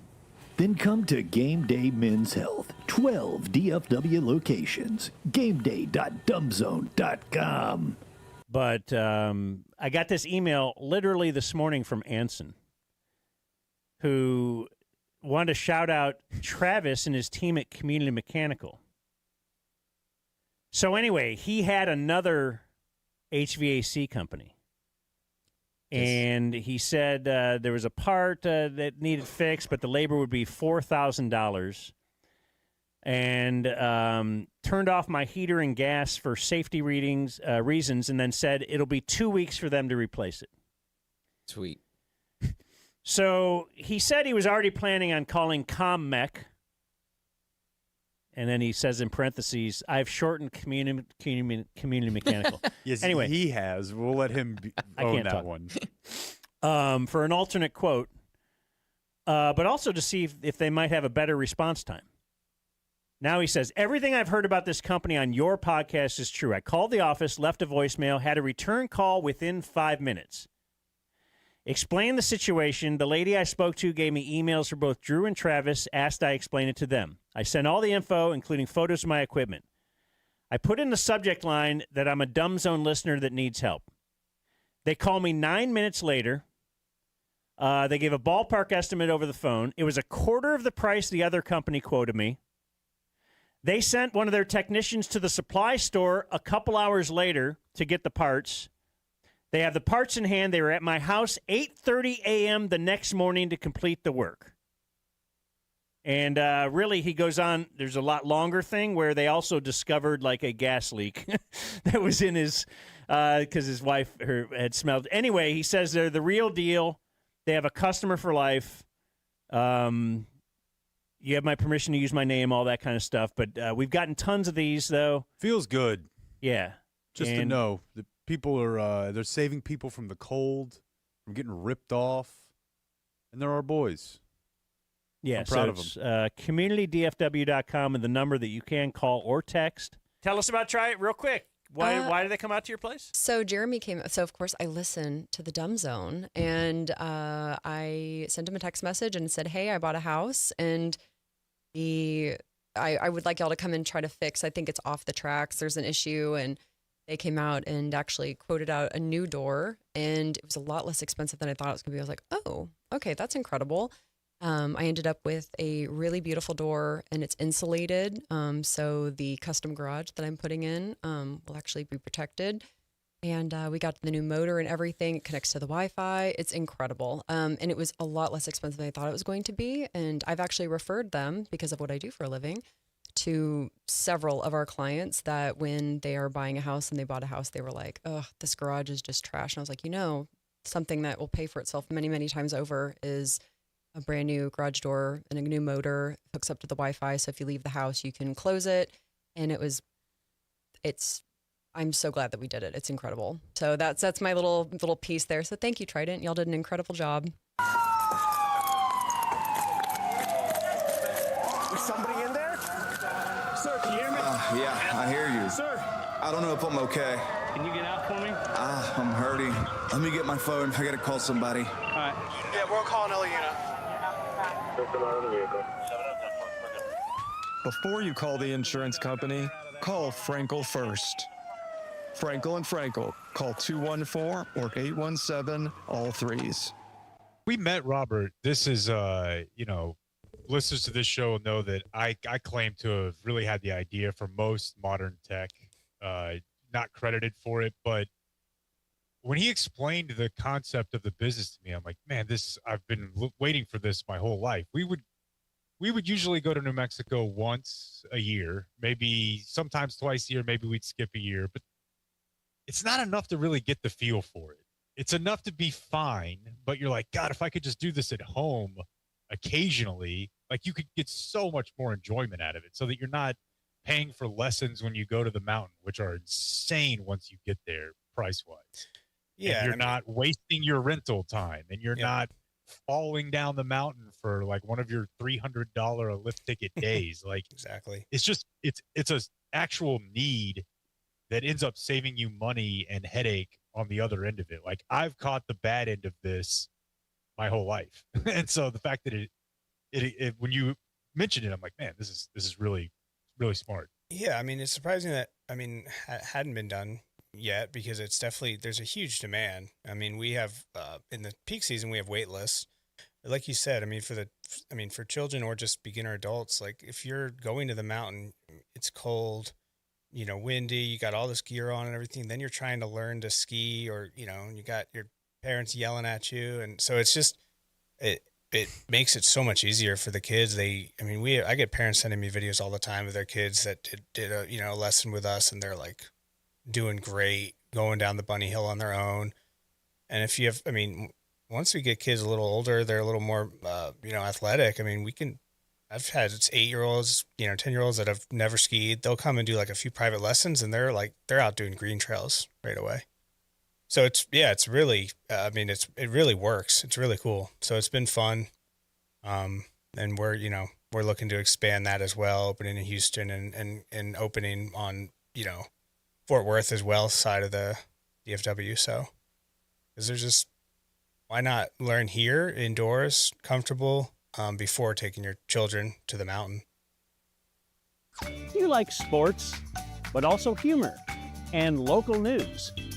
Well, then try The Dumb Zone, DZTV, weeknights at 9, right here on Fox 4 Plus. So what do you think, dude? I made a promo for our show. What do I think? I'll tell you what I think.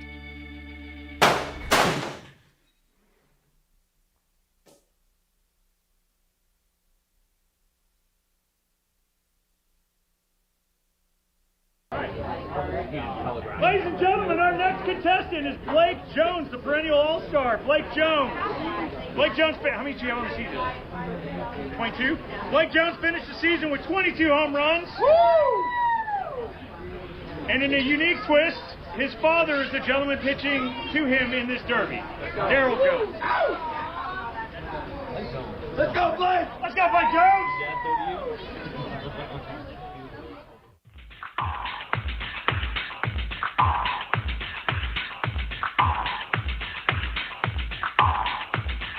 Vaping has become a very big business, as I understand it, like a giant business in a very short period of time. But we can't allow people to get sick, and we can't have our youth be so affected. And I'm hearing it, and that's how the press only got involved. She's got a son together that is a beautiful young man, and she feels very, very strongly about it, especially vaping as it pertains to innocent children. Innocent children. Innocent children. And they're coming home and they're saying, Mom, I want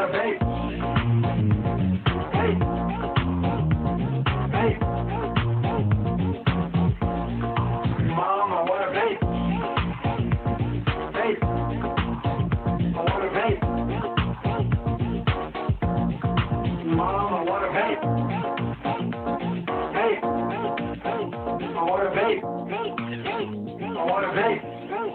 Mom, I want a vape. Hey, I want a vape. Mom, I want a vape.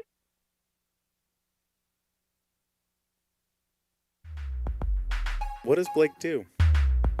What does Blake do? What does Blake do? What does Blake do? What would you say? What does Blake do? You do here. Listen together. What does Blake do? What would you say? What does Blake do? You do here. Listen together. What does Blake do? What would you say? What does Blake do? You do here. Listen together. What does Blake do? What would you say? You do here. What does Blake do? Listen together. Do. What would you say? What does Blake do? You do here. What does Blake do? No puppet. The puppet. You're the puppet.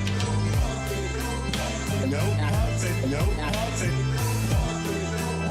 The puppet. You're the puppet. No puppet. A puppet. No puppet. A puppet. You're the puppet. The puppet. The puppet. No puppet. No puppet. The puppet. You're the puppet. No puppet. No puppet.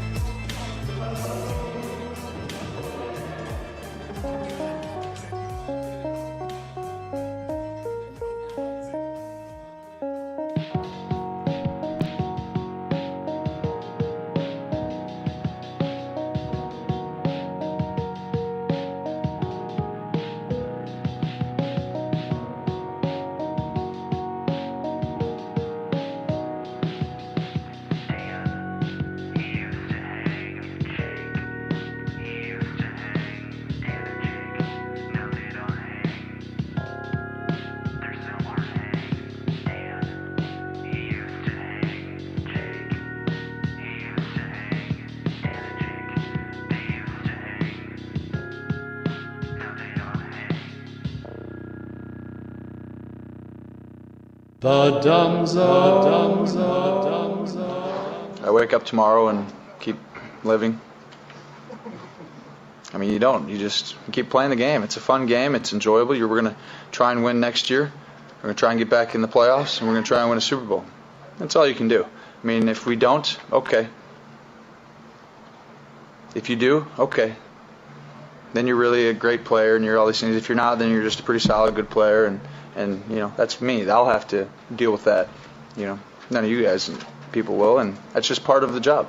So you don't sound worried that your confidence will be shaken or anything of that nature? I've had a lot worse happen to me than a loss in a sporting event, that's for sure. And if this is the worst thing that ever happens to me, then I've lived a pretty good life.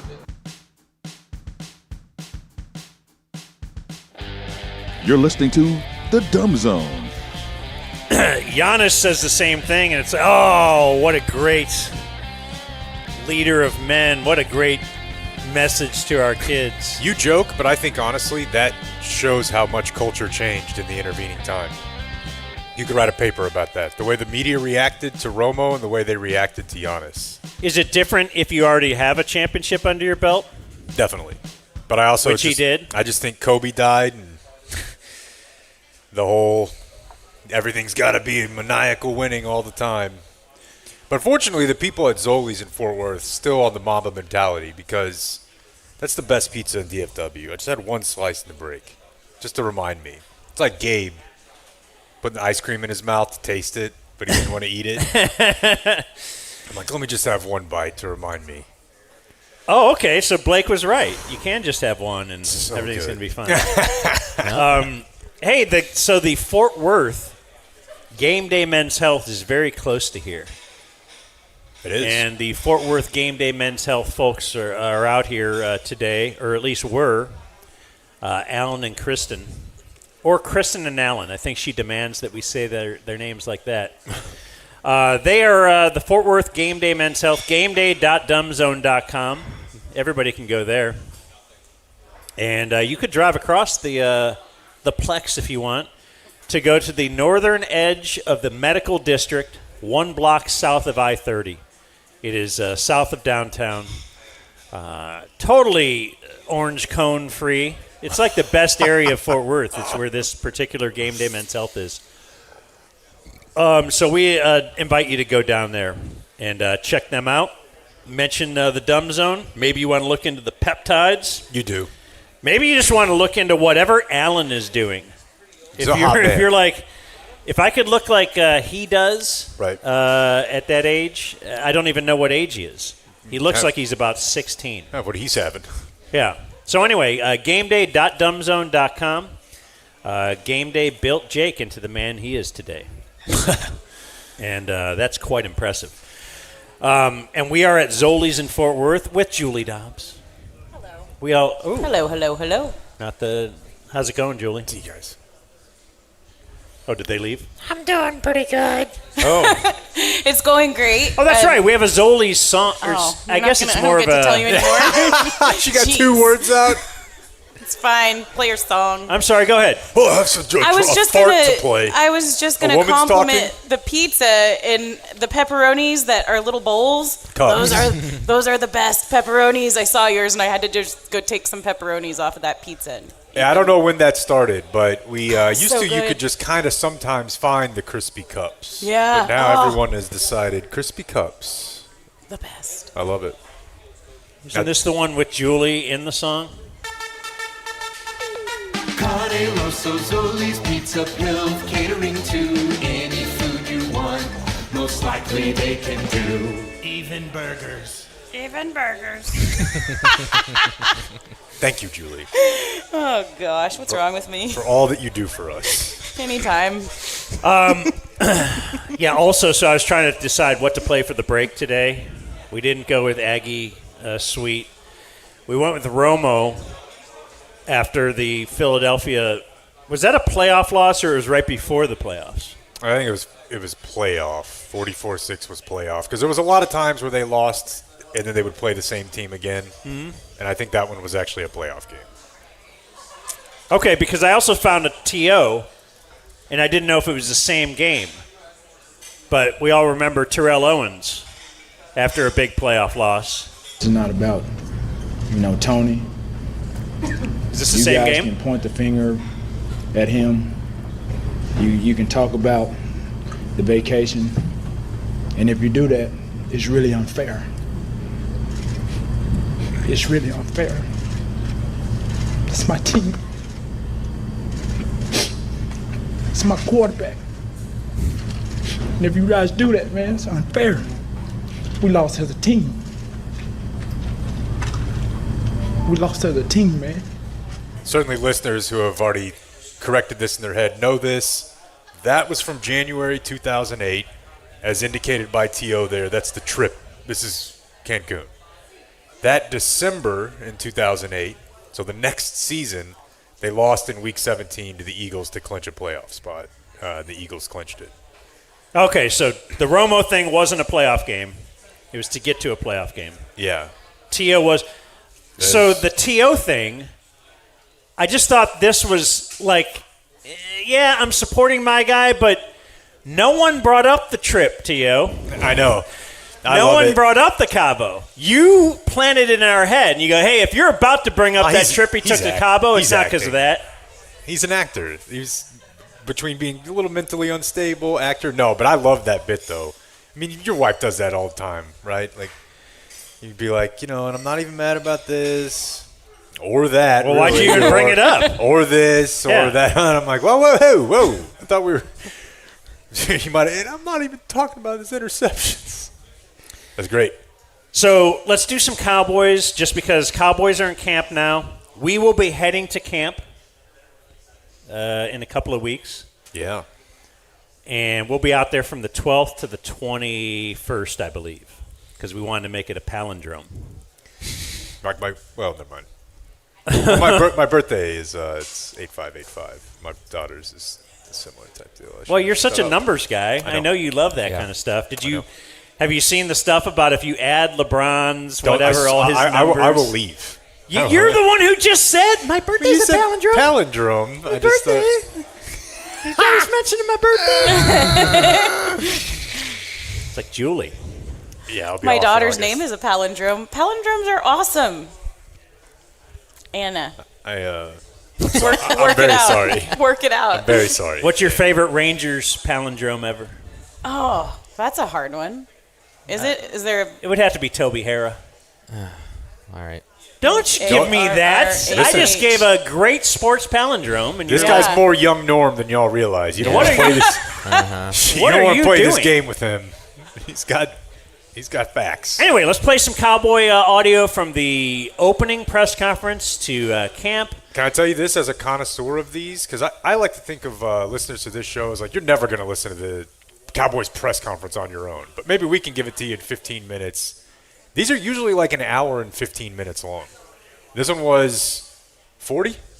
Yes. And even it's the shortest one they've ever done since I've been doing this, by far. Even they have to be tired of him by now, right? No. Like, even Jerry Jones has to be getting tired of this. I don't know. Time to but shine. I'm for so whatever tired reason, of these press conferences. There wasn't as much to do, and they just Yeah. kind of got through it. Not enough old-timey Jerry stuff, but when Jerry talks, he definitely. It's funny because the longer you get away from success, it seems irrelevant when you bring up something that happened 30 years ago. In fact, he kind of did when they were asking him about like playoff chances for this year, and the weight of the eternity that it's been since they've had real playoff success. He correctly points out these players weren't part of that. You know, these players, what's coming this year does not have anything to do really with what has happened in the past. I mean, unless it's your current quarterback. But he didn't say that. He does like to bring up the past when talking about the present. What I'm excited about is that I really believe that we can do something. The last time there were this many changes of any team that I've been involved in, where we changed the system, changed out all the players, and plus changed out the coaches, was the first year with Jimmy Johnson, and we won one football game. So we know that changing out and starting new can obviously create quite a challenge.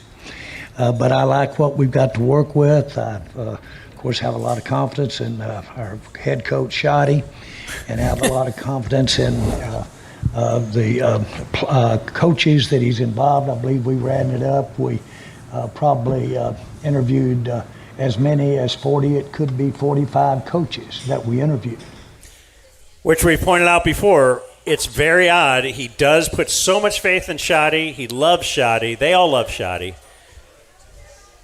And then the process they went through to interview these assistant coaches seems great, the way you should do it. And Shoddy headed that up. Different than the way they've ever done it before. But also the opposite of the way you hired Shoddy. You felt comfortable with him. You knew his dad. You gave him the job. That was it. Like, you didn't hire, like, let's go to get a search for him, the 40 best possible candidates for this head coaching. No. They interviewed a guy that had no shot at getting a head coaching job anywhere else. So it's just very odd. It's odd, but as I try to make sense of it to myself, I think it kind of makes sense because the head coach to them is just the guy who's going to be at the podium with them and they think carry their message. It's kind of like when Cat hired Blake. That's a great one. Cat thought that he would, when he hired Blake, he was like, this guy's on my side. He'll really rein these two in. And instead, he had just obviously hired another one of us. And so the head coach is always kind of in that job with the Cowboys. Not every team, but with the Cowboys, where are you going to be on that slider? And now why they didn't do this before with the position coaches, I don't know. But I think he views those guys as like, that's where I need real football dudes. Why don't I grind as hard as I can to find those guys? With the top guy, I just need a guy I'm comfortable with who's going to be more comfortable than Marty's son. But you remember back in the day, or really just in the last 10 years, every time there'd be like a hot name assistant, it'd be like they'd interviewed with 30 teams. They just didn't interview with the not 30, but you know what I'm saying. You'd hear this guy interviewed with 12, 14 teams, but never the Cowboys. It's like, well, why aren't they at least doing the meetings? Right, So they're you not learn going after Ben the Johnson stuff or that whatever. he knows, Yeah. right? So it's totally different. I also love the bit. It's kind of like saying, like, I don't know, I'm personalize it, but yeah, I'm going to quit, but I'm probably not going to be acting any different for like a year. He's like, I mean, last time we did this. So he's setting you up for the Super Bowl by mentioning Jimmy Johnson, but also being like, I mean, it's Jimmy went 1-15. Yeah. What are we supposed to? So I love that bit. He does love bringing up coaches that he knows who have said things, and I think we've got a chance to really be good. It's going to be hard. It's going to be nip and tuck. As old Switzer used to say, we're going to burn some of these wagons on the way to California for firewood. We're going to lose some folks. We're going to have some barn, but the wagon train's going to get there. Okay, that's still greatness. Yeah. I thought this one was supposed to be somewhat normal. What do you mean? Just this press conference. That's what I was hearing No, about yesterday. It it's was just a lot less of this. He's normally gold. doing when you're circumcising a mosquito. Right. Now but that I like one's fun. that. It made no sense at all. He's got bridges and boats, and he's burning them. And in both cases, it can work, right? Burn the boats, burn the bridges, burn the wagons. But in either way, he wants you to know. That's going to be rough. Yeah, there's things that are going to happen that aren't totally expected. There might be a kid that I don't know I have. Right. That shows up in the middle of the season. But again, Jerry loves things that you tell Jerry things and he remembers them. Like he remembers that Switzerism from way back. He loved hearing it. He loves saying it now. And there's been something else that has been said over and over and over again in the off season and then leading up to now. And apparently it's said in Jerry's presence enough that he is now going to take it and make it the theme of the season. I think we've got a chance. Oh, wait, here it is. Sorry. All that. What a great setup, and then I screwed it up. Here we go. I don't care whether they are rookies or whether they're 10-year guys. If they can't communicate with each other when they get out there, it didn't make any difference on an individual basis where they were. And we're going back to Eberflus was a clown. He didn't even have these guys talking. I thought it was talking. weird that he taught the defense in Spanish. Yeah, but and they were all like, I don't know any of these calls. Okay. It's like you want to explain something to this is the way I'm viewing this. They want to explain it to the old man, this is the easiest way we can break this down is they were just having communication problems. This guy's clearing that up. You can say the word. And you can even say Caleb Williams or Caleb Downs is that's his thing. Yeah, for sure. He communicates. Yeah, he might be 4'8", but he does talk a lot. Here, anyway, that's the key to this year, I believe, is the word communicating. And one of the main things that I have heard us talk about and say in interviews, countless interviews, and after we made the decision of who's going to be doing the coaching, the word of communicate, talking to each other, understanding what it is that the other one expects of the other one. This thing is ad nauseum, the chant. If you listen real hard out there when you're watching practice, you'll hear it be one of the real focal points of this whole camp is communication. See? I love it. I do too. Just it's hearing great. him talk. What's great about him is every year it feels like he just discovered football, and it makes me feel excited about it. But when he talks about that, I can only think of John Gruden talking to Kellen Moore about communicating. You see, all these shifts, all these formations are causing a lot of communi-what by the defense. A lot of communication. No one has ever done that. Communi-what? Finish this word. Communal? All right, I'm going to turn this over to Dave and transport. Shoddy only had one bingo, so I'll give it to you. Yeah, he's going to start at left guard, and we're going to get him some reps at tackle. Why? Just because he's got to be ready, but that's no different than Tyler Booker. He did. That felt like long toss. But that's you're coming back for a few months off, and you're like, let me uncork this. If you're looking for a future Cowboy problem, this is a simmering one. The offensive line, the tackle spot? Yeah, it's Tyler Smith got signed to a really good contract for a guard. Right. And they don't want to renegotiate. Yeah, and if they all of a sudden make him the left tackle, His agents are going to want to renegotiate that immediately. I think they already have something in place. And I'm not saying that because I'm an insider. I'm saying that because very rarely do I see someone correct Bob on Twitter, and I saw it happen on this story. Oh, yeah? It was Nick Eatman. And Bob was – and I only knew because Bob was fighting with Coop and Brad Sham. Why was Nick Eatman – what was the fight? Bob was saying he doesn't think – yeah, they can't move him because this, and there's no way he's going to go for that, and they were arguing about it. Like, I don't know usually when Bob, Coop, or Brad alone are fighting, but when all three, my phone explodes. But you feel like somebody got the better of Bob on something? Nick Eatman was just like, I actually know that when they worked this deal out, they talked about this and said they don't have to report all that publicly in the deal, but that there are triggers in, like, this many games played at this spot will mean different money. Ah, okay. That's like they covered it type thing. So it's a problem for their offensive line because he can't play two positions. I don't think it'll be a problem for the player and the communa. Because I didn't know much about Nick Eatman. All I know is some people get upset with their generic answers that the Cowboys can sometimes give. And I would only say generic questions lead to generic answers. My example? I want to talk about the cornerback room. Obviously going to be one of the more heated competitions you guys see out here in Oxnard. What's your confidence level and how excited are you to see that competition? I'm a Nick Harris fan, but you got to ask a lot of questions. What if he said 7? My confidence level is a 7. Next question. What do you say? But they don't. My confidence is 1,000,000, and I'm very excited. That's the thing, though. These guys sometimes are writing an article, and I know what I'm writing, but I need to use a quote from you to enhance what I'm saying. So I'm just going to throw you this and then just say the normal thing, but we all have to be witness to it. I guess we all don't. Well, you have to be because every now and then you'll ask how you feeling about your coordinators coming into this week, and then Bill Parcells will drop a racial slur. And you're like, whoa, didn't have that in the bingo card. Just a couple more. We have these are mostly Jerry, but this one is another reporter. It is Tim Collishaw, who saw you go up, Jake, last Saturday night. Is like, man, if he can do 5 minutes, why can't I?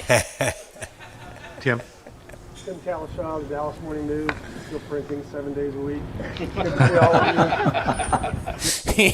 Sorry, let me enhance that a little bit. Yes, still printing 7 days a week.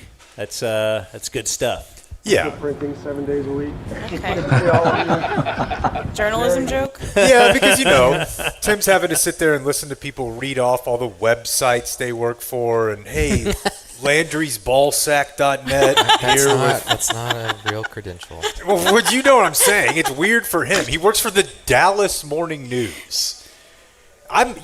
That's old. I think there's plenty of great places out there, but Tim's a funny guy. Jerry, is that your helicopter, by the way? There was a helicopter, like Shoddy had been talking. There's a helicopter going over camp. And yes, what Tim did is he heard that laughter, and he's like, hold on. I want more. Got him in my hand. It's addictive.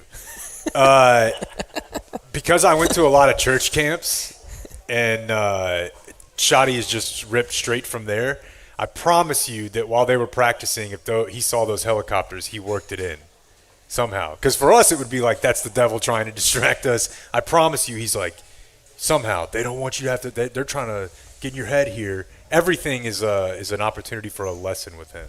Good to see all of you. Jerry, is that your helicopter, by the way? I'll tell you this. Long way out in a helicopter. You're going to scrimmage the Rams in a couple weeks. Bring it on down. Actually, I wanted to play you then. He has a Rams question. I think it's a pretty good one. And this is kind of like sometimes, like if this question wasn't asked, we would have people saying, why don't you ask him about, whatever it is. Mm-hmm. Why don't you get out there and hold their feet to the fire. Okay. You're going to scrimmage the Rams in a couple weeks, and they won a Super Bowl 4 years ago, and you talked about them betting it all for 1 year. They were back in the championship game last year. They made huge moves to get McDuffie and Myles Garrett.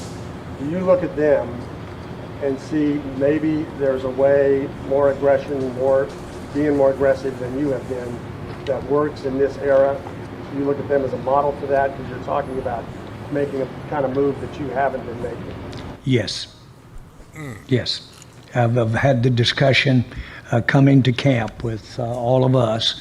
I admire the job that the Rams have done and how they've done it. That swapping quarterbacks was gutsy.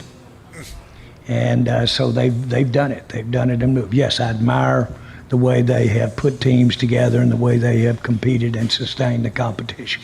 Yes. All right. And then you almost feel a little let down after, like, oh, damn, he's just admitting that he admitted they were wrong. And and I wish that he kind of he's got Rams envy, yeah. But like at the time, that's when the Cowboys were kind of on the cusp. They get blown out or beaten by San Francisco or Green. I can't remember which the order, but that's where Philly goes for it. They go get Saquon, and the Cowboys are like, well, what if we let a couple guys go and we just run it back? Like they did not get aggressive. They did not say we're so close. Which is really is it the dichotomy? What is it that you always think Jerry Jones, he kind of gets in his own way, but he'd do anything to win that other Super Bowl, to prove that he could do it without Jimmy. And I don't know that that's true. I don't know that they would do anything. That's the first time I've ever heard him talk like that, though. I'm with just you. say yes. Yeah. That's because usually they're like, oh, you got to pay for that later and all this bullshit. You're like, I don't hear about that, nerd. These guys are having parades. So that's the first time I've ever heard him talk like that. And again, I don't know if it's just because I went to go see the Odyssey the other night, but I feel like this is where Jerry learns the right lessons. We're almost home.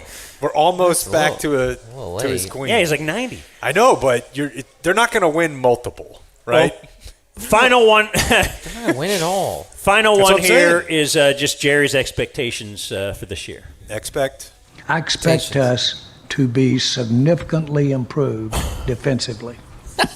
Significantly improved. So good. And I actually expect us to improve over on the offense. And I expect the enthusiasm that Coach has talked about here to be contagious on the field. And if something like that happened, you can have somebody get in the big hunt and get in the deal that maybe a lot of people didn't think were ready for it. So let me just say this: there's no way that I would do anything that would delay until next year or the next year to try to get to a Super Bowl this year. All right. And I think what he's referring to there is would you make a trade during the season? Would you even make a trade before the season? Is there something else in the offing? And at least that's what you heard there. I always think it's tough. I guess it's I've been through the Campo era, and if you want to talk about enthusiasm, enthusiasm is fun and it's great and it's contagious. Until you go 5-11, it's 3 years in a row.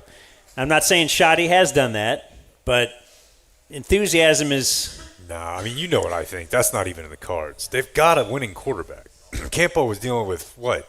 Chutch. Ooh, speaking of got a winning quarterback, they've got one that gives you a chance. So I think they've got. What is Dak calling the team? I was hoping we'd get out of here without having to admit this, but he's, He has like a nickname for Gotti. the offense. G-O-T-I. What is that? Greatest offense there is. But it's also just it's a cool thing to say because it sounds mob-like. Gotti's a cool word. That's not. Cool. Just get over it, guys. Like Louis, like LV. LV, because that's where the Super Bowl, it's in Las Vegas. That's why I bought some Louis. It's not cool. So I built a whole new house. Just wait till he starts saying it in press conferences. I think he said it. That's why reporters are putting it out there. Yeah. Like Dak has told us his nickname for the offense is Gotti. Okay. I was hoping they just picked that up secondhand. He's actually saying it. That's awesome. Yeah. This is single Dak, by the way. This is his first move post-divorce or whatever you want to call it. Gotti. He's getting his swag back. Let's view some mails. Viewer mail brought to us by Flooring Direct DFW. We're still in the process. In fact, my wife got a couple more samples just yesterday. She's has trouble making decisions. I got to give her this. She had to go out of town. She had some family stuff going on. Like that's why it's taking a long time. But so now you're up to 6 samples? There's a lot of samples. She was looking at them today on the kitchen table. Look, I'm leaving it to her. We're getting new floors. We're getting them from FlooringDirectDFW.com. What if she learns so much about floors and becomes so passionate she goes to work there? And if you go to FlooringDirectDFW.com, you might end up getting Dan's wife to come out and show you the floors. You have to go to FlooringDirectDFW.com/DZ. Now, if you told her, well, I have between 1 and 4, she would have a difficult time deciding what time to get there. But look, they've got a lot of great stuff. And they've brought the showroom to our house. Literally, the showroom is in our house right now. Yeah. You hear the forklift. They will bring. They will bring the showroom to you as well. Now you can go to the showroom. They got one in Addison. They're local. They're live. They're local. They're DFW proud. They might say they'll match or beat any deal in DFW. But they're great to deal with, and incredibly patient. If you have trouble making your decision, they will work with you as long as you need to, and they'll move your furniture for you. They'll be in and out of there. They'll clean up. You won't even know they were there, except that you'll have brand new floors, like we will at some point, Jake. Someday. No, it's very exciting. We have scheduling conflicts too because we're going out to camp, and Clayton would not let us do the den while he's not there. So. Anyway, FlooringDirectDFW.com/DZ. They really are awesome to work with, and it's new floor season. Oh yeah, wait a minute, Uncle Hotmail. Hey, Uncle Hotmail. Uncle Hotmail, look at me. Is there an email in your box for me? I got one from Nick. I didn't have to use this at the movies the other night, but anybody who listens to me knows I got to go pee a lot. Nick says I need to know about Run Pee. It's an app or a website where people figure out the best times when to pee in every movie are. You can start a timer and get notified when to pee. Wow. You can also read about what's happening in the movie as you're walking into the bathroom. That's brilliant. Golly, that's awesome. He says, it's good for kids. Yeah, kids. The website. Yeah. Dude, no, I think kids need that. Yeah. Stinking kids always need to pee during the middle of the movie. We all do, but especially kids. There's an app and a website. They hold it in because the movie's so good, and then they have an accident. Yeah. Hopefully just kids. Right. There's RunPee. RunPee.com. Ryan says, as far as Tony Romo genius, he says he's always been playing the long con by sounding slurred on TV and conditioning us to think he's always blitzed. There is that. Yeah. Now we hear the body cam footage. Romo sounds like his goofy-ass self and a little more coherent than when he's on the broadcast. Or is he actually more drunk on the national broadcast than the moment of getting pulled over, and he always has mini bottles of alcohol on him? Well played, Tones.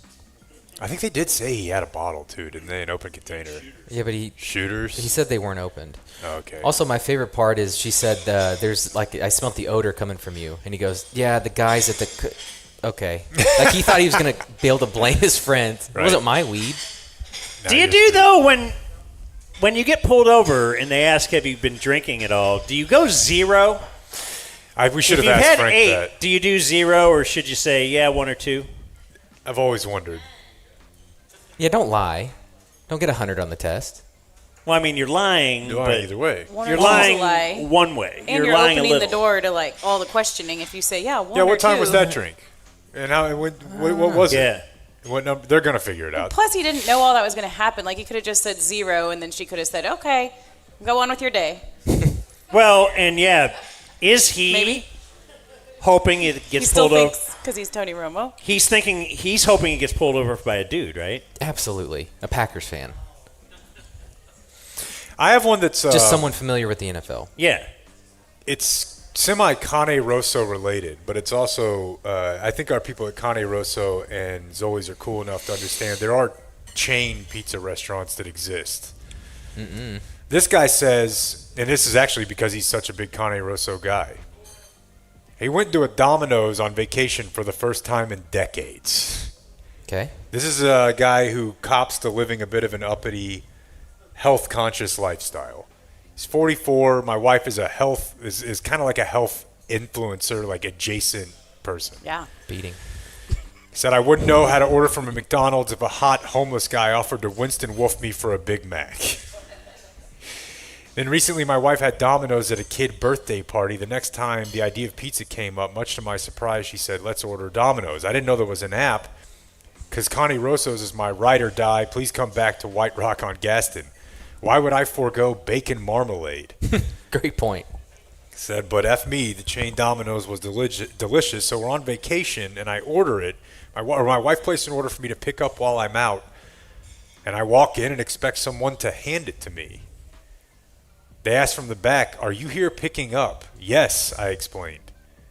Well, it'll be in the case, he said. And he's like, of course it's in the case. But, like, a lot of these places now are not doing the case anymore. Like, our Potbelly in South Lake doesn't put it out there anymore. Because of people stealing them? I assume. Because of Blake's? Hey. Blake's running around looking They for a still good have deal? the stacks that say A through D. Yeah. Where's my food? I draw the line at stealing. The orange pizza man, you have to scan your code to get the case to open. I feel like that's a good bit. I think it's good to remember that chain pizza exists too. Again, you need to be reminded of these things. I'm so glad my wife's not healthy.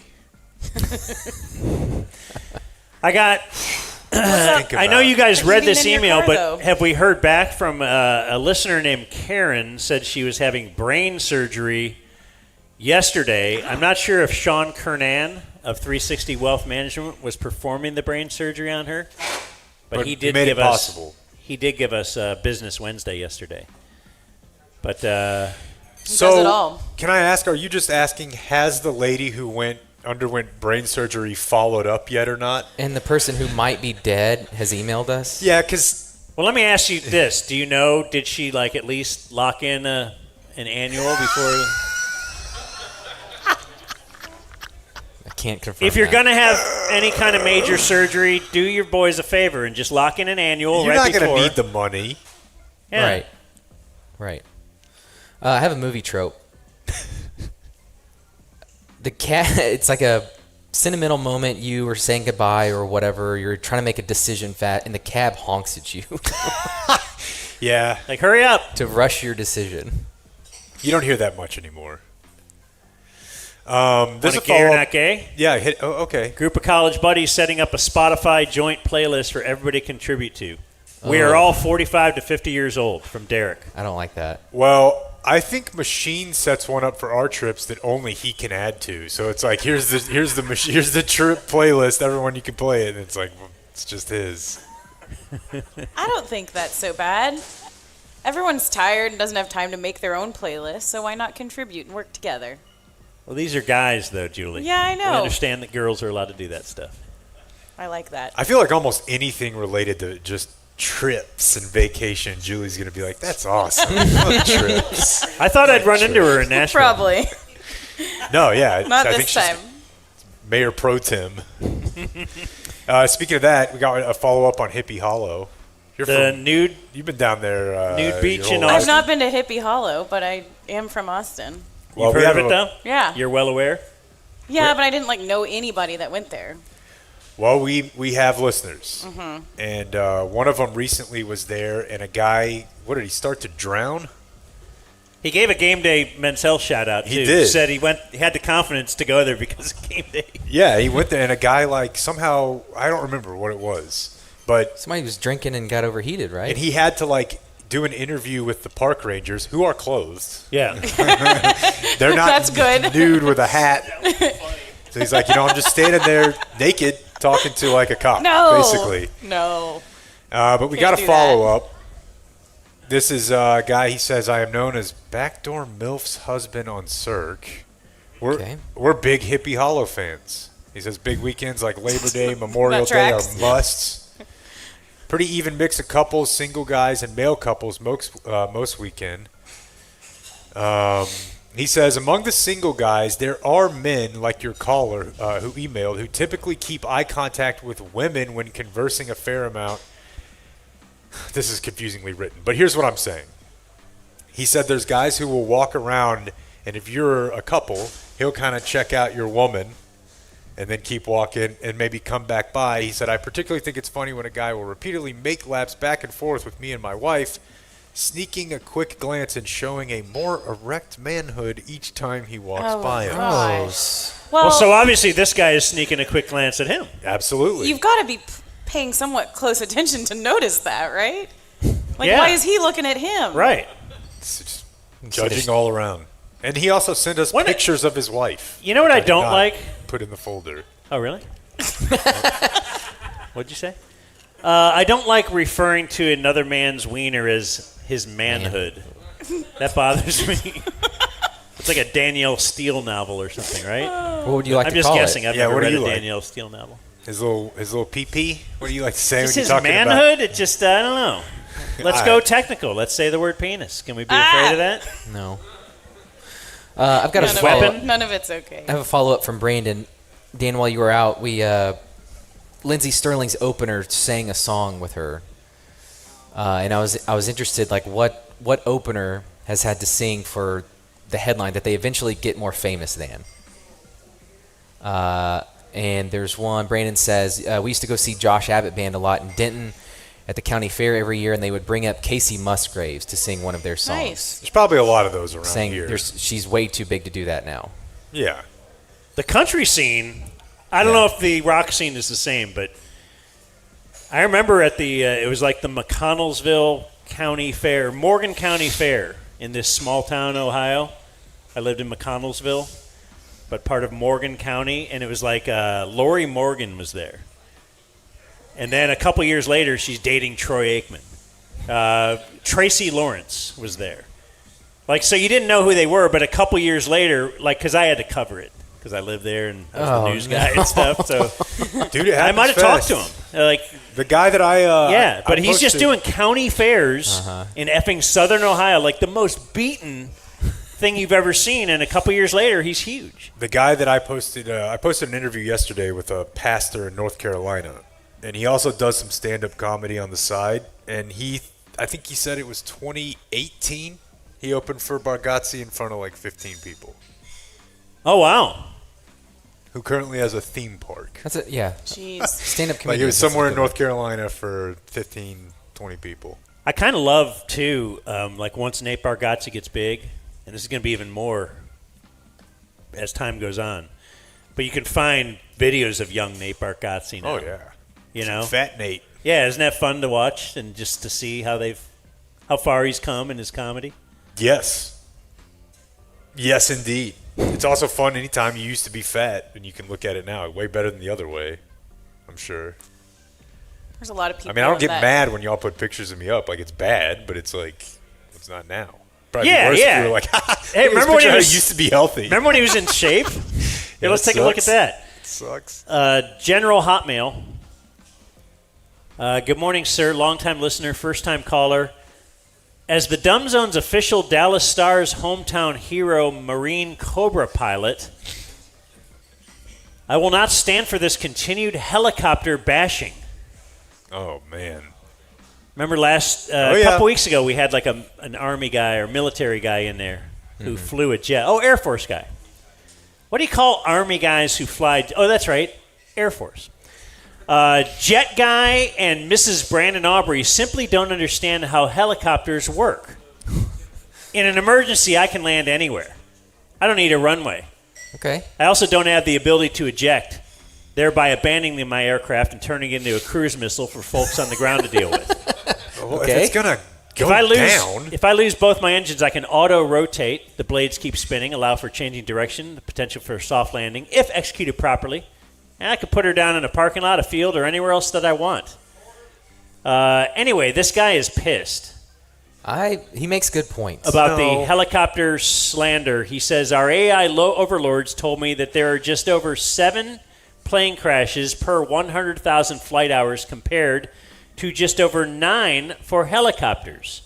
But whatever, helicopters are hard to fly and have a lot of moving parts. Did he not just say that there's more crashes? But I think his point is we view them as death traps. So he's saying it's like almost the equivalent of a plane crash, which we find to be rare. It is, but also that's not good evidence. You think this is worse than plane crashes, but it's not that much worse than plane crashes. Here's a long ass. That's not good at all. This is a bad email. I'm on that guy's side. I'm not going to say anything bad about him because I don't want to have to feel bad when his helicopter inevitably crashes. No, I'm not getting in a plane again. Well, see you in the car. Yeah, I was going to say, though, if you are worried about possibly crashing, you should lock in an annual. God, this is not a good bit. I don't want you to start doing this. Are we struggling? No. I've got one from... But I'm just worried about people that are about to die. Those are my people. I've got one from Dirty Dingus McGee. I don't know if that's his birth name or not. Oh, by the way, he also said, I'm jealous that Byron gets to Wi-Fi on deployment. Must be nice being in the Air Force. Nobody's out to get each other. I like that guy. I love that military, they hate each other. Alphas. I like that guy. I took my son to a football camp at Fort Lewis College in Durango, Colorado last week. I saw this sign posted outside their gym. We acknowledge the land that Fort Lewis College is situated upon is the ancestral land and territory of the Ute people who were forcibly removed by the U.S. government. It is important to acknowledge this setting because the narratives of the lands in this region have long been told from dominant perspectives without full recognition of the original land stewards who continue to inhabit and connect with this land. Thank you for your attention and respect in acknowledging this important legacy. Now, what if they also discovered the Ute, whatever, stole it from the Chippewas? Like, what do we do then? Build another plaque. You got to build another plaque. I'm not necessarily against the sign. It's more when they do it out loud that it's more annoying to me. Please, a solemn moment for this land. Yeah. Acknowledge it. It's like, I don't think I'd ever seen... Why a sign, though? I mean, it's just like... It's because of your dominant perspective. It'd be like you cheated on your wife or something and you just got to wear that sign the rest of your life? Scarlet letter. Yeah. I mean, it's kind of like, well, I don't know. We didn't really deal with these things when they happened. Like, don't you hear that, like, in Germany, like, right after the war, they were like, all right, here's what we decided. We're definitely going to go with Hitler bad. Yeah. And we're going to bury that. Not bury it. We're going to acknowledge it and be like, well, we never really did that with a lot of this stuff. We were kind of like, actually, it was good. Yeah, but it was so long ago. It just kind of moved on. Look what we turned it into. Where I just was up in British Columbia, that's everywhere. Up on Vancouver Island, I mean, a lot of things still have the native names. If you combine a bunch of liberal, it's very controversial. A lot of liberal whites with like ethnic sensibilities, you're going to get some weird festivals. You're going to get some weird. I was at a couple. They want to be respectful. There's a lot happening. Badly. I have a gummy thought. Oh. From Adrian. What is a chocolate chip cookie without any chocolate chips called? Is it a sugar cookie? Does that mean all cookies are technically sugar cookies? Yeah, what's the base package? Is sugar cookie redundant? Or do sugar cookies have more sugar than normal cookies? What is a normal cookie at this point? A chocolate chip cookie without chocolate chips is not a sugar cookie. A sugar cookie is made of different things. I don't know what it is. Sugar? It's like more shortbready or something. And then the chocolate chip is just the... Interesting. Yeah. Plus you have sugar on top of a sugar cookie. It's got sugar in it and on top of it. Sprinkles, right? We're all just ignoring me. I made a really great cookie point. Taking it all in. You're not acknowledging my cookie point. Too good of a cookie point. Right? Speechless. Are you out, Jake? Yeah, I might as well be. Well, sorry. It's a weird way to put that. But now we will do today's news. It will be brought to us. Oops, hold on. Let's put that at the right level and say it'll be brought to us by Cawley Roofing. We have a Cawley drone out here. It flies overhead throughout our broadcast. If you're driving by, if you're on Hewlin, you can probably see it. That's how we mark all of our big PLEs. Right. It's kind of like the Goodyear blimp, but it's the Cawley drone. Takes off from Kansas City. that might fly above your house and take pictures of your roof to see if indeed there is damage. And if there is damage, they will do not only the work, but they'll deal with your insurance company. And that's probably the biggest beating of all of it, is dealing with that, the back and forth, the phone calls. You're busy, so don't mess with it. Let them do it. QualisGC.com. If you do get a new roof, then they'll pay for you to get a sit-in, to come hang out, do the show. If you get a roof inspection, they'll give you some free Dumb Zone merch. So you might have some money up there. Find out. 817-500-9008, QualisGC.com. Quality roofing, we've got drones. Oh! Dumb Zone News. Oh, that was weird.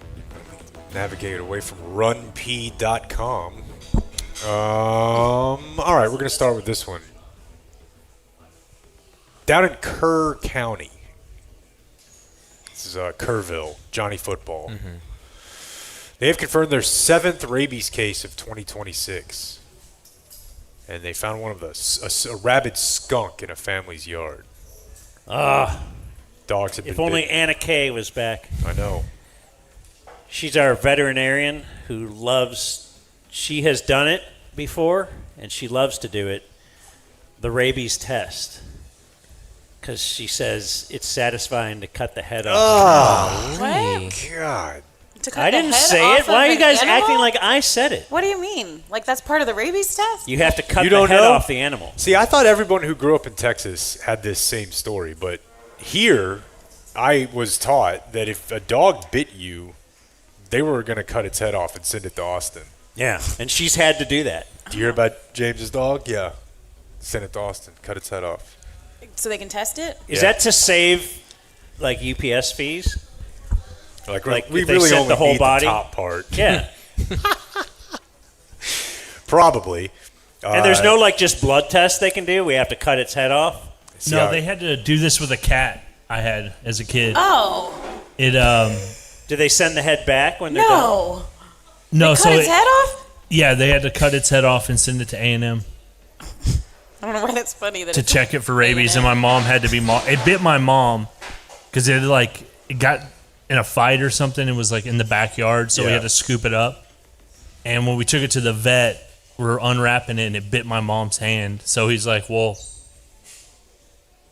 we're gonna have to put him down, and we're gonna have to cut its head off and take it to." They didn't need to tell you that part, did they? I asked if I could watch. They had like a tiny little cat guillotine.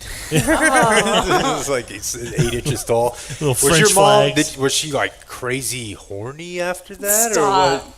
After With rabies? You don't know, do you? How would he know? Don't. Why would I was 8? Yeah, just give me a king Slen, bed I and a just gotta couch. talk to you about What something are I'm you dealing on? I don't know. It's a rabid woman. I feel like there's You think been rabbit stories is from- horny? Perhaps. She's listening to this right now. Well, then she can weigh in. Get to the bottom of this. Okay, so I have a dumb question. You've come to the right place. I know. Settle in. I like it here. Yeah. So we have all of our pets. We get them all the shots and the rabies shots and this and that. But skunks don't Right. get that luxury. Stray cats. So, why don't they all have things? Well, because they're all there's not somebody to give them the vaccine. If it's a stray, Right. it's So just out there. do all wild animals just have a bunch of Yeah, I think they do. I think that's why you don't touch them. I think wild animals in general, if you tested them, you'd be like, okay, this one has to go. It's just because this one bit a person. They're all, Okay. I think, They carrying. all got something. Yeah. Borrowed time. Yeah. In this case, we won't even know because it says the animal was too badly damaged to determine the dog that it bit, I think. But this is a specimen that is too destroyed to test after an exposure must be treated as a positive rabies case out of an abundance of caution. Oh, abundance of caution is back. Yeah. Yeah. Rabies and COVID apparently elicits the abundance of caution. This one hits a little close to home. Down in Houston, I think it's KPRC. That's one of their big TV stations down there. And one of their hot lady TV anchors is in the middle of an ethics review after a report And it's about her and several other like prominent people in Houston about getting free tickets to a World Cup game, to a like Bruno Mars. Like they're using the connects. Yeah, duh. That's I would never. Yeah. Like As a journalist, I would never do that. There's some sort of county entity that manages like their version of Starplex, and they're getting some, Yeah, that's some terrible. kickbacks. Can't believe she would do such a thing. I know. What's her name? You're going to be super interested. Well, I'm just a journalist. Daniela Guzman. She's Yeah. Houston TV. Yeah, she's cute. Could she I bet run she for gets a lot office of in Tennessee? offers for tickets. Yeah, and they say, I guess it's an ethics thing. You're on TV. You're like, what if For the news report? Yeah, the news reporters are different, dude. It would feel like it. Like some of them paper reporters, too. Remember, like going on a Stars flight or something. Mike Heika used to have to just do commercial. Yeah. And it was considered a big deal and a bad deal. One of the Bad worst deal. deals we've ever. When the Stars offered to pay for his flights or to have him fly on the team plane, like the Dallas Morning News said no. Right. Oh, that sucks for him. You're right, because he could just leave right after the game, just hop on the flight. But the appearance of, if we're taking something from you, then we might offer better coverage. Which is whatever. valid. Yeah. I mean, they wine and dine you on those planes, and then you like them a little bit more. Yeah, but now you're going to compromise. That's right. And I won't be bought. Yes, you will. Unless you want to lock in an annual. Right. All right. She's suspended. We really? suspended Daniela Guzman. The story last night, they still didn't have that. They Unbelievable. Just said she was under investigation. Wow. She's been investigated. God, it would suck to get in trouble over soccer and Bruno Mars. That has got to be a low ranked. Like, hey, look, I went to go see the Cowboys and Led Zeppelin or something, but she's married to Hector Gonzalez. Oh, damn it. Who's that? If it's the same guy, he played football for Eastern Michigan, he'll kick my ass. There's a million guys who play football for Eastern Michigan. That's their soccer, though. Yeah. I can't really make heads or tails of what exactly is happening with the state of Texas and its THC laws. They do have new laws going into effect tomorrow, they say. These were supposed to take place back at the end of March, but there's been injunctions, and then some junctions, and then some more injunctions. But they say it's supposed to go into place tomorrow. This would have a 0.3% THC limit for consumable hemp products. Hey, we're doing good then. Early bird, 0.25 milligrams. Well, that's different than percent Oh. THC limit. I Damn don't. it. They may have to like change their. Who knows? But it's clear they're trying to come up with some sort of framework where the people who are already making a lot of money on it, like that are in government, They're trying to can find that line. Yeah. What line are you How do I at? cut the Okay. chafe, get the dummies out of here, and Yeah. get it to just the people making money on it. I thought we don't like big government. I'm doing this one for Julie. A man in North Texas, I saw this on, I think it's Spectrum News, but it's from Carrollton, which right out of the gate, I'm not sure about this lead, but it says Texas is one of the country's top birding destinations. Nice. I would think there's got to be half the country's got to be better than us. I mean, I like this. I mean, maybe it's the whole state, right? It's very pretty, but I'm just thinking. You got a bald eagle at White Rock. You got a lot of stuff here, but I mean, if you're going to be into the hobby, wouldn't you be where go to the coast? I don't know. Well, you don't know shit about birding, so Guess not. how are you just coming up with this opinion? It would just seem to me If that it says Texas is the best place, then Texas is the best place. I think people who wrote local news stories sometimes get carried away with. But a dude in Carrollton builds custom birdhouses, and he initially built one to look like his mom's home. Oh. This is the problem. Somebody said, "Oh." It's cute and it's brilliant. And after somebody said, "Oh," the first time, he started doing it like as a thing. So Yeah. he makes birdhouses that look like. Oh, you could give him a picture of your house? Wraparound porches, archways, All right. cathedral-style roofs. What's wrong with this? It's incredible. I mean, everybody's got to put their spectrum use to work somehow. In this case, but it just made me think of how funny the possibilities are here. Birds start complaining about property values. Right. Do they get to sit in on the design? Put in their preferences? I think if you're just Yeah. a person, he will take your design and make it. No, I mean the birds. The bird probably less so. Does it need a Qualis roof? Yeah. Look at us. It'd be very funny to make him make like a mini trident door. Yeah, he can make a little Dumb Zone sponsor house. I want to have him make like For the birds. AT&T Stadium. Like, how funny would it be if you how Blake wants to have or maybe it was Shane and Cawley, but wants the step-up dugout porch in his backyard, so you can just if you had a birdhouse that just looked like Kyle Field or something, if you're Aggie guy. Yeah. Game day Aggie Land. Game day Aggie Land. I like that. The birds deserve that. What do you mean they deserve don't. that? Yeah, I mean, why are we the only ones that get these fancy houses? And then birds just Don't land they wherever rather have and like make a home out of sticks and stuff? sticks? Don't they Yeah. like that better? They've never had the opportunity. What do you mean birds deserve that? I don't know. It doesn't make much sense. I just feel bad for the birds sometimes. A man in Houston fell into a manhole. This was a big worry of mine as a child. Person hole. Quicksand. Okay, sorry, Blake. Here's woke Blake. They never tried person hole, did they? Human hole. I don't know. Yeah, this is something I was definitely worried about quite a bit growing up. It just felt like you could fall into the street at any time. Don't go to New York City. Oh, another one that I think I accidentally communicated to my daughter was that you could get sucked into an escalator. Because I saw Oh my gosh! Why would you tell her I that? saw one. I've seen a Faces of Death video before. I think it's in China where a kid doesn't get his shoe out of the way. Yeah. And it gets it, and the mom's trying to pull him, and the kid's. Dude, escalators This is the problem with with kids are very people scary. seeing one thing. I know. And applying it to 10 billion. And I wouldn't make like a large life change based on it, but I do tell them like, why don't you just stop over, skip over.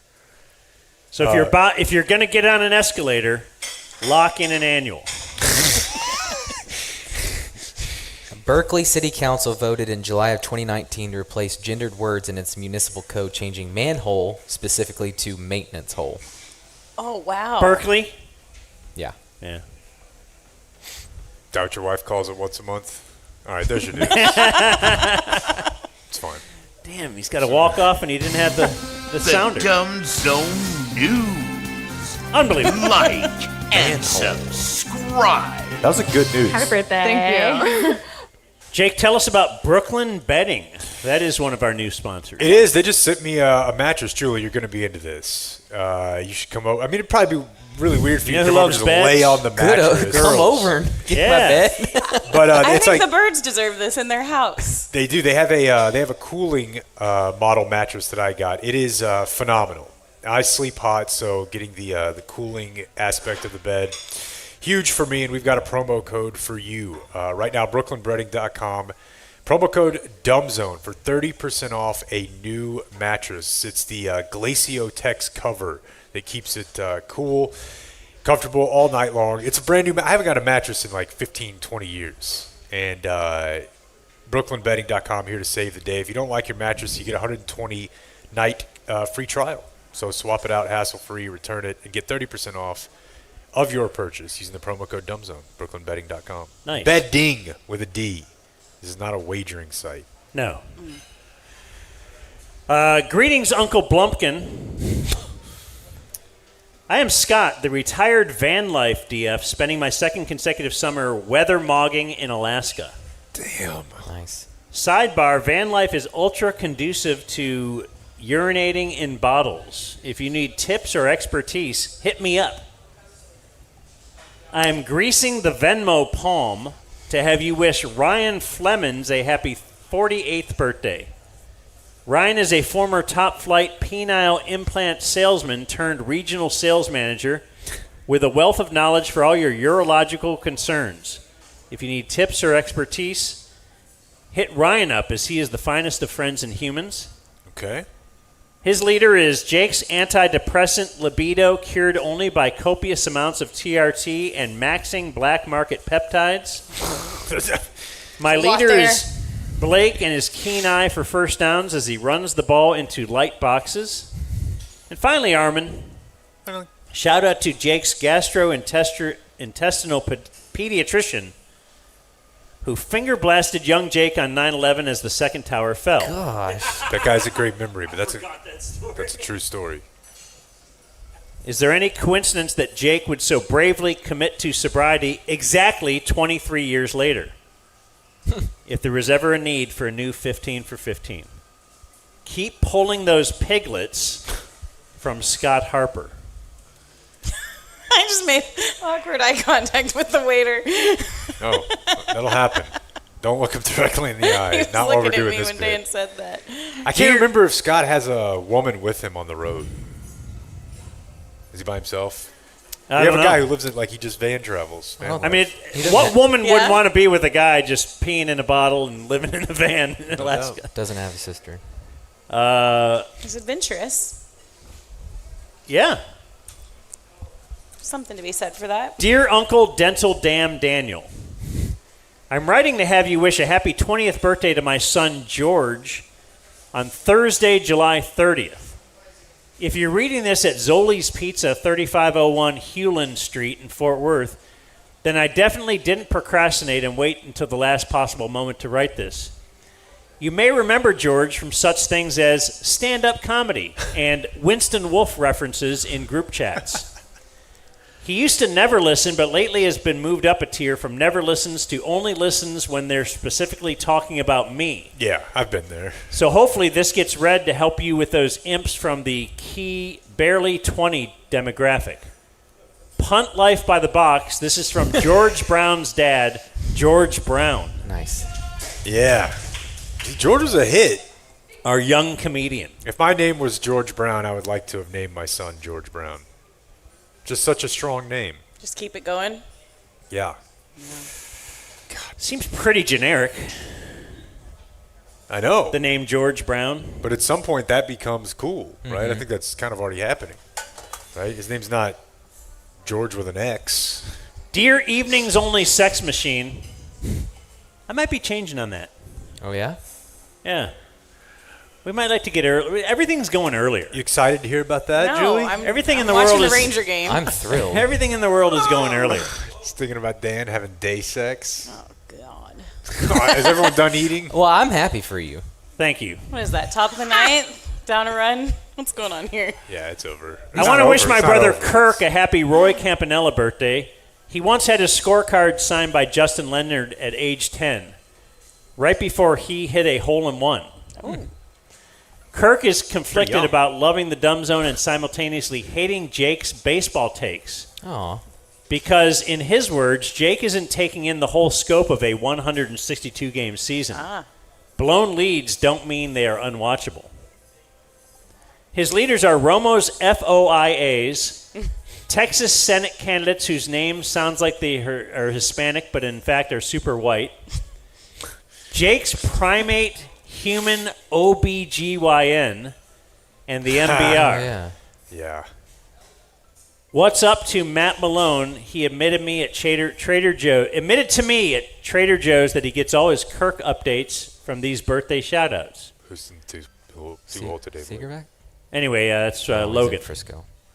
And finally, Dear Ropes McDowell, I know, whatever, blah, blah, blah. 7/28 is the 12th birthday of my travel ball swag lord, Vincent. His mother woke him up in that special way with breakfast in bed. Don't even imply it. That's okay. I asked him if he thought Jake could get a hit off of him, and he rolled his eyes. His leaders are Sarah's stunning intellect. Thank you. Raising him well. I think it's pathetic how all anyone talks about is her milky sheds. I get very excited when I hear her talk about trans rights. Vinny Good. says he could be her reverse her reverse, Jordan Hudson. Interesting. He's 12. Well, as we learned at the last Conero, so I was 13. Unrelated, I was wondering if you could just take a few moments to describe for us what her hair smells like. It's a very funny email. Weird. Supreme leader is Queen Bee Blake. Thank you. Chase those coupons. The Proud Bees send their regards. Let's see. From Joel C. in Colorado Springs. All right, Joel C.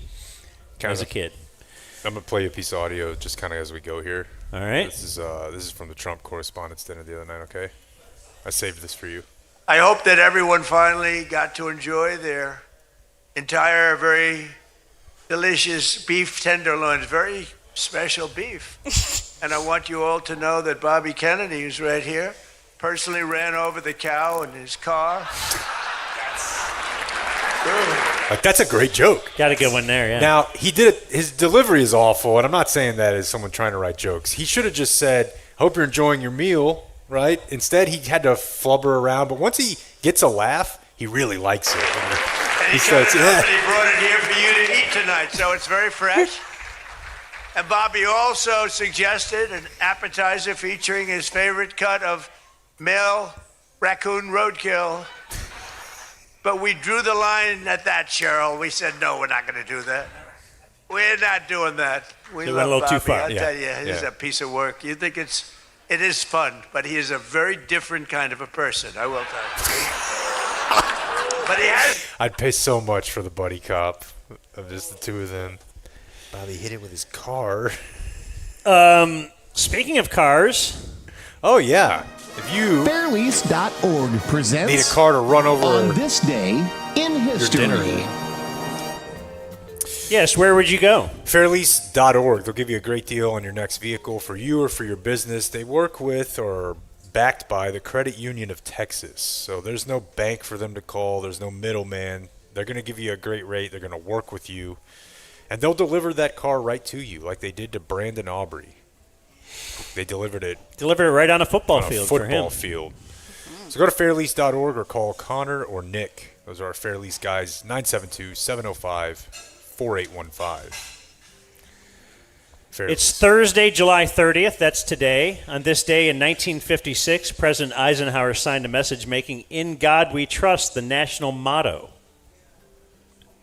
I thought it was Gotti. It used to be "E pluribus unum." Right. Boring. Out of many, one. That seems better, right? Doesn't it seem weird? Like that seems I'm like... American, so... Yeah, but we changed it. I'm American. In 1956. I'm We pretty waited sure like 100 and... God is the first word in the Constitution, so... Okay.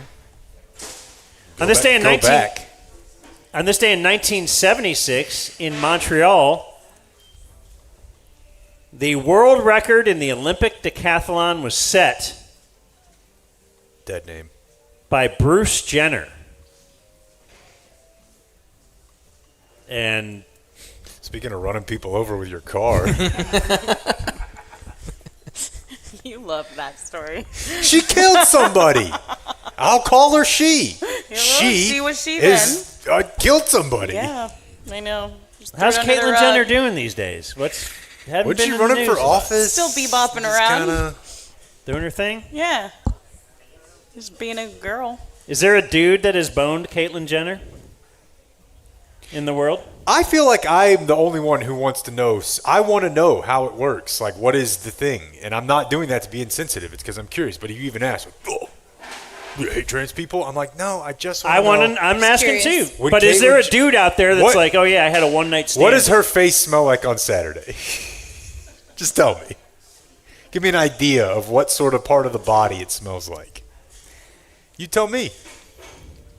Isn't it weird to do it then, though? Like, when you're that old? Like, I don't know. It just feels like if you got through your whole life, let's just not... Like, did he do it in some ways because he was a reality TV guy and like, all right, I do things big like this. Like, I'm going to do this because it'll be big. And I don't know. it'll I get don't me want to judge. I just don't want her to run me over. On this day in 1990, Nolan Ryan became the 20th pitcher to get his 300th career win, but only the third pitcher to not win his 300th game with a complete game. Wow, I guess Soft. that just tells you a lot about... Yeah, he's soft. He never went that many innings. On this day in 1998, do you remember hearing about this? You were young at the time, but it was 13 Ohio machinists. So what, they worked in a factory? They would all bet the Powerball every week, and they had done it for 10 years together. And the Powerball, like, it was a 100-mile drive to even get the tickets. Like, one guy had to drive to Indiana or something to even get the ticket. They didn't sell them in Ohio. And they won it. On this day, they all split. Did it work out amicably?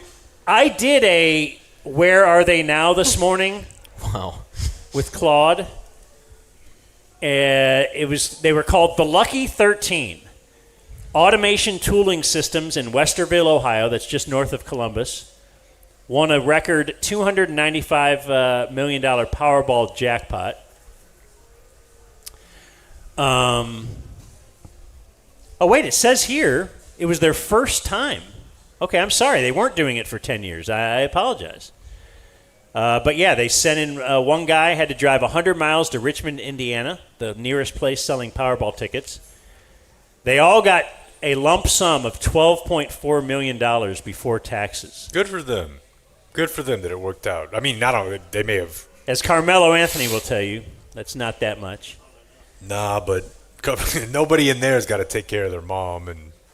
But only a couple of the guys went public with who they, like, most of them stayed unknown.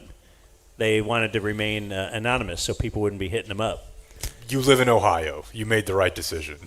You'll have the entire state. One man, John Jarrell, did publicly let everybody know he won, and he planned to get his wife, Sandy, a hers Harley Davidson to match the one he already had. Oh, That's my so God. Ohio. That's great. He's living his best life. Beth reminded us to follow up the other day. I tried to find out about the guy who was heckling Baker, the Seahawks fan. On the Netflix show, they said, well, he won the lottery and he bought Seahawks tickets. I can't figure it out. I can't find it out. Oh. I wanted to hear more from the guy, Yeah. you know? But he may have just won like the Seahawks ticket lottery. I think a lot of stuff that NFL and pro athletes probably tell themselves is wildly overblown from what it actually is. Just like your family used to do when you were. Do you know about this guy? Not about that guy, but I have another lottery anecdote if you don't mind. Go for it. For a long time on the White Sox broadcasts, whenever they hit a home run, they would say that's for the Alex Snellius family in memory of Ursula. And that was just a lottery winner who loved the White Sox, and then his wife died. And that's all that. He didn't have to pay? Oh, he paid a bunch. Okay. Every time, like it was. It's like buying a sponsorship. Yeah. Yes. It's like buying a. That's what he used his lottery My winnings wife on. died. I want her mentioned every time the White Sox hit a home run. Like awesome. That's amazing. Yeah. That's great. That's the true Bob Steak and Chop House hotline, like that kind of thing. Yeah. That's great.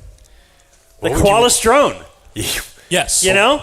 That is a great, yes, if you're going to win the lottery. Yeah. You're going to be watching the White Sox anyways. You love them. And every time, it's for a positive. They hit a home run. Yeah. And they would actually read that. Oh, yeah. I wonder what that cost him. Great bit, though. And there was stories about him in the Chicago press indicating that he was kind of crossways with his kids over spending all that money. What they felt like was their portion. That is yes. Yeah. My kids would hate that. But if you're trying to tell me what to spend it on, here's a nice middle finger. I'm going to give it to the White Sox Foundation. Right. Wow, that is great. That's awesome. Every Lucas step back three or something. Yeah. Your kids are like, God bless. There goes my... And we all remember where we were on this day in 2002 when WNBA player Lisa Leslie became the first woman to dunk in a professional game. They gave her 4 points for it. We got wings tomorrow. One famous wedding on this date for you, Jake. Nicolas Cage, at the age of 40, married someone named Alice Kim. 20. As a 40-year-old, can you see yourself marrying a 20-year-old? Boy, you're going to be tweeting like Dale Curry. I thought you were going to say an Asian woman. But it does seem that it happens to a lot of older Americans. Like Steven Seagal always had young. No, I can't. I can't imagine. I am not joking when I tell you, based on conversations that I have in my life, I would be much better off dating a 60-year-old than a 20-year-old. Like when I talk to somebody who's like 53 to 57, they feel the like same you've talked to for a me. few minutes with my daughters. That's not. I'm not even talking about the sex part of I it. am Like much you're just talking about closer talking. I'm much closer to talking to Amy and Beth. Drop Beth. I don't know how old they are, but they're around. They're older than 20. Yeah, and the other way, right? So there's no way. I can't do it. I don't know. They're like a different language. I wonder if they're. You know what I was thinking about last night? Like, do they call restaurants ever? I don't think they call anybody ever. And I know that's going to be something. I had an image in my head last night of like being old and having my family over, and then being like, "Look at him, he's calling the place." He's like, "Yeah, so I can talk to somebody and find out." You know what? I don't even think they text anymore. They Snapchat everything. Like that's how they all communicate. We're like talking about them like way over there. We'll never actually meet one of them, but I've heard that those 20-year-olds Snapchat instead That's of crazy. texting. Nicolas Cage met her in February, married her on this day, July, stayed together till 2016. Much longer than I would have thought. Yeah. She got too old? She got a bit too old. The Leonardo DiCaprio. She got to be 32. But my daughter heard me on the phone. I called a few Can different confirm stores. that's kind of when they turn. I was trying to buy a pitcher's mound. Come again? I was trying to buy a mound yesterday. After I threw off a mound, I was like, I want to get one at home. And she was like, what are you doing? I was like, I'm calling to ask if they have it. She's like, is there someone there that just goes and looks? I'm like, yeah. They work at the store. How am I having to explain this to you? Like they don't, but it's all. Is there someone there that just goes and looks? All right, July 30th, this day in Dumb Zone history. Let's go back to 2024 when Dan established a new bit. New bit. It's letters to Dan from your pre-ticket days. Oh, is this when The we file. started? I need to bring these up again. The file. Yes. Yeah, I got a file of just stuff, people complaining about whatever I was doing and dating or whatever. Yeah. SeaWorld. Okay, yeah, I've heard Various restaurants. some of that. Local I think they're all valid complaints PTAs. most of the time. Let's see. Jake did the Reese McGuire Kim spin. Do you remember this? God, I don't. It's the catcher who got caught yanking in public. Oh my God, that's so bad. And this came up because Cal Quantrill yelled at him, who is now a Ranger. Pitching quite well. Yeah. Yeah, that sucked. Where did he get? He got caught. Like he was okay. At spring training. Okay, but do you remember the story? He's living with like 5 or 6 or 7 guys in a little house, and he felt like he had nowhere to get a combat jack off, and he got caught in a parking lot and arrested. So now all of his minor league teammates know, hey, that's the guy that. Terrible. In 2020, Dan told his bird story. I think the Victory Park bird may have buzzed you on your way in. I forgot about I remember that. this. I got a attacked. bird attacked me. I got attacked once. Yeah, those birds were attack birds for sure. See, Todd, thanks for having us. Pilf Catering for all your needs. Yes. We had a bird problem. We did. Well, COVID made them all crazy. That's what it was. There weren't very many humans walking around anymore, but since we were essential employees, well, until some of us weren't anymore, we were the only humans walking around, and then the birds just wanted to eat us and stuff. I'm going to skip to 2021 and then go back to 2020 because we have something big that happened on this day. In 2021, you guys had on Rodrigo the Surfer. Maybe time to check back in with Rodrigo. He is a surf instructor out where we go to camp, and Dan and I took surf lessons together in the ocean. That guy was awesome. Do that again. He's so awesome. He looked exactly how you think he does. We had him on. He's like, all right, hang loose, dudes. Like, all right. It's the life. All right, then the big thing. Get a van. In 2020, during Why Today Doesn't Suck, Jake said he thinks the Cowboys will never have training camp in California again. Bob responds, he guarantees a 16-game schedule and a Super Bowl. Jake bets $1,000. Bob denies, proposes no golf for 6 months, or if Bob wins, Jake grows a beard for 6 months. Wow. Bob won. Yeah, there was actually quite a few. Now, the Cowboys training camp one, I don't know, it was either better or worse than the football season one, but people forget how touch and go that was, dude. Like, during the year, they were canceling games. They were moving games to Wednesday at 2 p.m., and it just seemed like there's no way. There's no way they're going to get all these in. Oh, you're talking about the vid. Yeah, yeah. The year that they were like, I don't know if we can play the Super. Like, so because of Bob bet on COVID, money. you were saying they'll never go to California again? Yeah. And all this, okay. Yeah. It was a weird time. Well, I mean, we didn't know what was going on. Yeah. And I, then had a beard. And so at the next training camp, you had your beard. Bob said he would let you out of the beard if you watched Boyhood. You denied. Got to stack your bits. Boyhood. It's actually see that? It's actually pretty good. That's not the one that like goes backwards in age. Yeah. Oh, it is. Or not backwards. No, he Benjamin Button. Yeah, that's. He But followed Boyhood a. yeah. He actually filmed a kid for like what, 15 years, 10 years. Everyone. Okay. Richard Linklater from Dazed and Confused from Austin. Uh-huh. He like started a story about this kid who would grow up and his parents would get divorced and how the kid developed. Well, he started filming this when the kid was like 8, and he would go back every year and do more scenes, and it took him 10 or 12 years to complete the movie. Okay. Because he wanted the kid to grow up and be like a college age when it was over. Yeah. It was amazing. Yeah. I just thought it was awesome. And it was actually a very good movie, especially for a fellow latchkey kid like my buddy Jake, who, just like me, came from a broken home. Yeah, same. And are you broken? Yeah. Okay. You I didn't know that. We should have coffee and talk about this sometime. Anyway. And Jake already beat you to the punch. He invited her to lay on his bed. Oh, that's right. Damn it. Not mine. Everybody gets a new only bed because but me. it's a Brooklyn bed. That's right. Yeah. I'll watch Boyhood. You sold me. Anyway, we now go to other birthdays. Alex Goligoski is 41, Julie. Aw, go. He's a good one. I have it written down here. Former Stars underachiever. Oh my goodness! They call him that just on Hockey Reference. That's Wasn't he? crazy. Yeah. I don't know. He was pretty awesome. He ran the point on the power play. Golf man Graham McDowell is 47. My original And he spells it all funky. Instagram handle Graham was Yeah. Graham Oh, really? McDowell. Steele Walker, 30. Had him on. We tried. He's not Walker Bueller. Kick-ass baseball name. I think Bud he- Selig is 92. Former Longhorn who was drafted by the You think Indians. we could book Bud Selig? No. No. Calvin Murray is 54.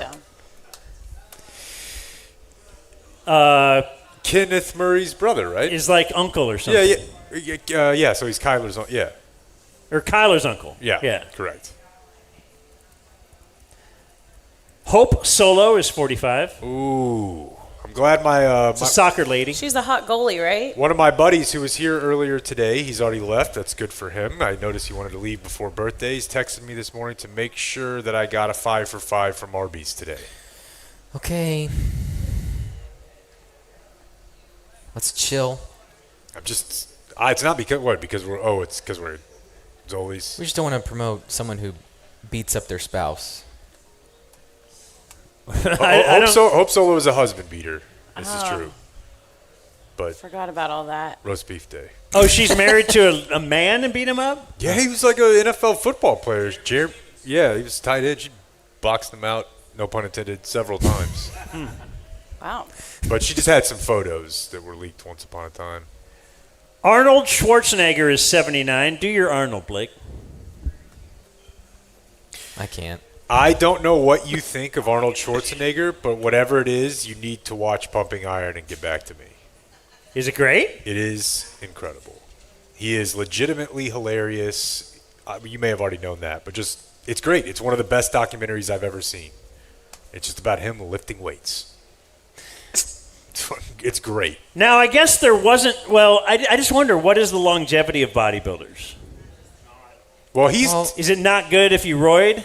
Well, yeah, roid's a part of it, but he's, you don't want to be Ronnie Coleman. Because as an old who's trying not to die, I'm reading all this stuff about what power, like you want to, muscle building is important. Yeah, not that.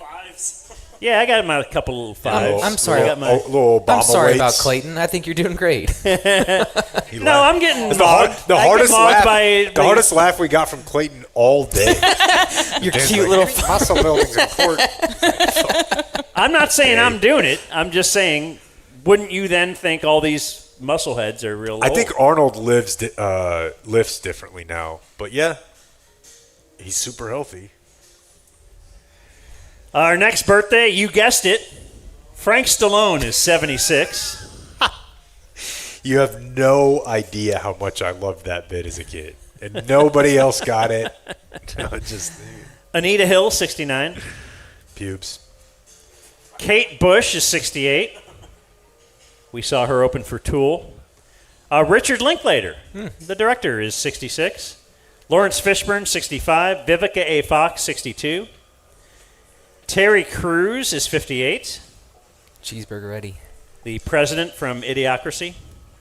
Man, at her peak, Vivica A. Fox, just 90s. Christopher Nolan is 56. The movie director.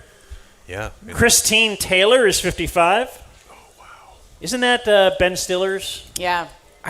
Yeah. Did they get back together? They got back together. Oh, they did? I think I got. I'm so happy to hear that. I think I don't remember these details, but I thought they were a COVID. Let's try this again. Oh yeah? I think. Yeah. Yeah, it says it here. They separated in 2017. And then later they started reconciled realizing after what's- living together during the pandemic. All right. Good for them. That is great. Martin Starr, 44. I want to move back. We watched that. Yeah, we watched that on the trip, and her performance is better than you remember because she's like it's in Simple Jack, and she's trying so hard not to laugh. Oh, I didn't realize she was in that. Well, she's just when Ben Stiller plays Simple Jack, the full R word. They need a lady that they need to talk to, and it's so you can tell she's just like, all right, keep it together. That movie shot fully on Kauai. Which lets you know that whenever a bunch of people decide, like, let's go make a dick-off movie together with just all of our famous friends, let's just go somewhere like this. Let me see if you know who this is. I know TC knows. Phineas O'Connell is 29. Yeah, I don't. I know I've heard it, but I don't. Rick and Morty or something? Or fucking Syphil and Ollie? That's the brother of Billie Eilish. Oh, okay. He's only 29. That's insane. I think if you had just said Phineas, I would have got it. Yeah. So our Dumb Zone birthday of the day. I got a runner-up. Unless you mailed me one, Blake. I didn't. Sometimes you do. Runner-up, and I'm sorry. Tom Green is 55. Wow. How could you have that be your runner-up? That guy's he's on my Mount Rushmore. His bum is on the rail. We need to cleanse our Adam Sandler palette with some Tom. You said a good one the other day. The Blink album or something? Yeah, but then you're going to have to listen to all the songs. That's not as... Now, I will tell you, I think Freddie Got Fingered is very funny. Tom Green's actual movie with Rip Torn. Apparently I was one of few, but it's good. Dumb Zone birthday of the day. Lisa Kudrow is 63. Oh, Blake. Phoebe. Now it makes sense. From Friends. You know, she also played her twin in that, too. She's talented. And what were some of her other roles? Her follow-up Or she show killed is it good. Throughout. What's the show? I actually did hear that, The Comeback. Is that what it's called? The Comeback? Yeah. Very good. Born on this day, now dead. Henry Ford, who founded Grapevine Ford. And Reggie Roby. Punter. Who broke the color barrier in punting. Maybe, I don't know. I just knew he was black and stuff. Right? Although race is a construct. Dead on this day, still dead. What a day for deads. Bill Walsh. Wow. Hey. Sling it around. Did you kill? Was he killed by OJ? I'm having a hard time hearing you, buddy. Let's see. What do we got here? Kevin, what's your question for OJ? Hi, good show, dude. My kid Chris was wondering, do you think it was a bigger feat to break 2,000 yards in one season or slice 2 necks in one night? I'm having a little trouble, Kevin, hearing you. All right, Alex is listening to us in Ohio. Hey, Alex. Hey, Alex. Yes. Hey, Alex. Hey, how you doing? Not bad. Juice, can you hear me, Juice? Yes, I can hear you, buddy. Yeah, remember when you played for the 49ers? Yeah. Yeah, did you kill Bill Walsh? That'll get me every time, folks. Every single time. Do you remember when you played for the 49ers? Yeah. A lot of people forget. And those calls were back to back. It's great. And we should be doing more prank calls. Died on this day in 2023. Paul Rubens. Oh, Dan. The greatness of Pee-wee. God needed someone to enter a theater he wasn't supposed to be in and start And that's yanking what off. happened on this There's no way day you're into in Pee-wee, history. No, You're a regular especially not person. after all that. Let's see. It's just sad. These- Nobody's good and pure. Really, nobody. Well, then that's what's beautiful about humanity. Didn't we used to say that sounded like the TC laugh? Mm-hmm. It does. I thought it was the TC laugh. Now I gotta find the TC laugh. Get a live It'll one. be good. Try to It'll be prove worth that. it. But me finding the TC laugh brought to us by Frankel and Frankel, personal injury attorneys. Guys, talk about Frankel and Frankel. I'm headed out of town with the family for the weekend, driving. If I get myself into a situation out there with somebody who's driving a 20-foot U-Haul when they should only be driving a 10, Frankel and Frankel, your personal injury attorneys at 817 or 214-333-3333. Lots of experience, good people. Mm-hmm. They're great people. FrankelFirm.com. There you go. What an Another addition copy there. point. So we have Pee-wee versus TC. Oh, wait, that ain't That's not it. God damn it. Whoa. There's just too many. What? There's just too many. Isn't it just that one, or is that what you called the other one? Okay. Yeah, that was the other one. Let's see. Have him just come up and do it live. Yeah, that's it. That's one of the most rhythmic. You could put that on a piano and you wouldn't have to fine tune it, just scale. Versus.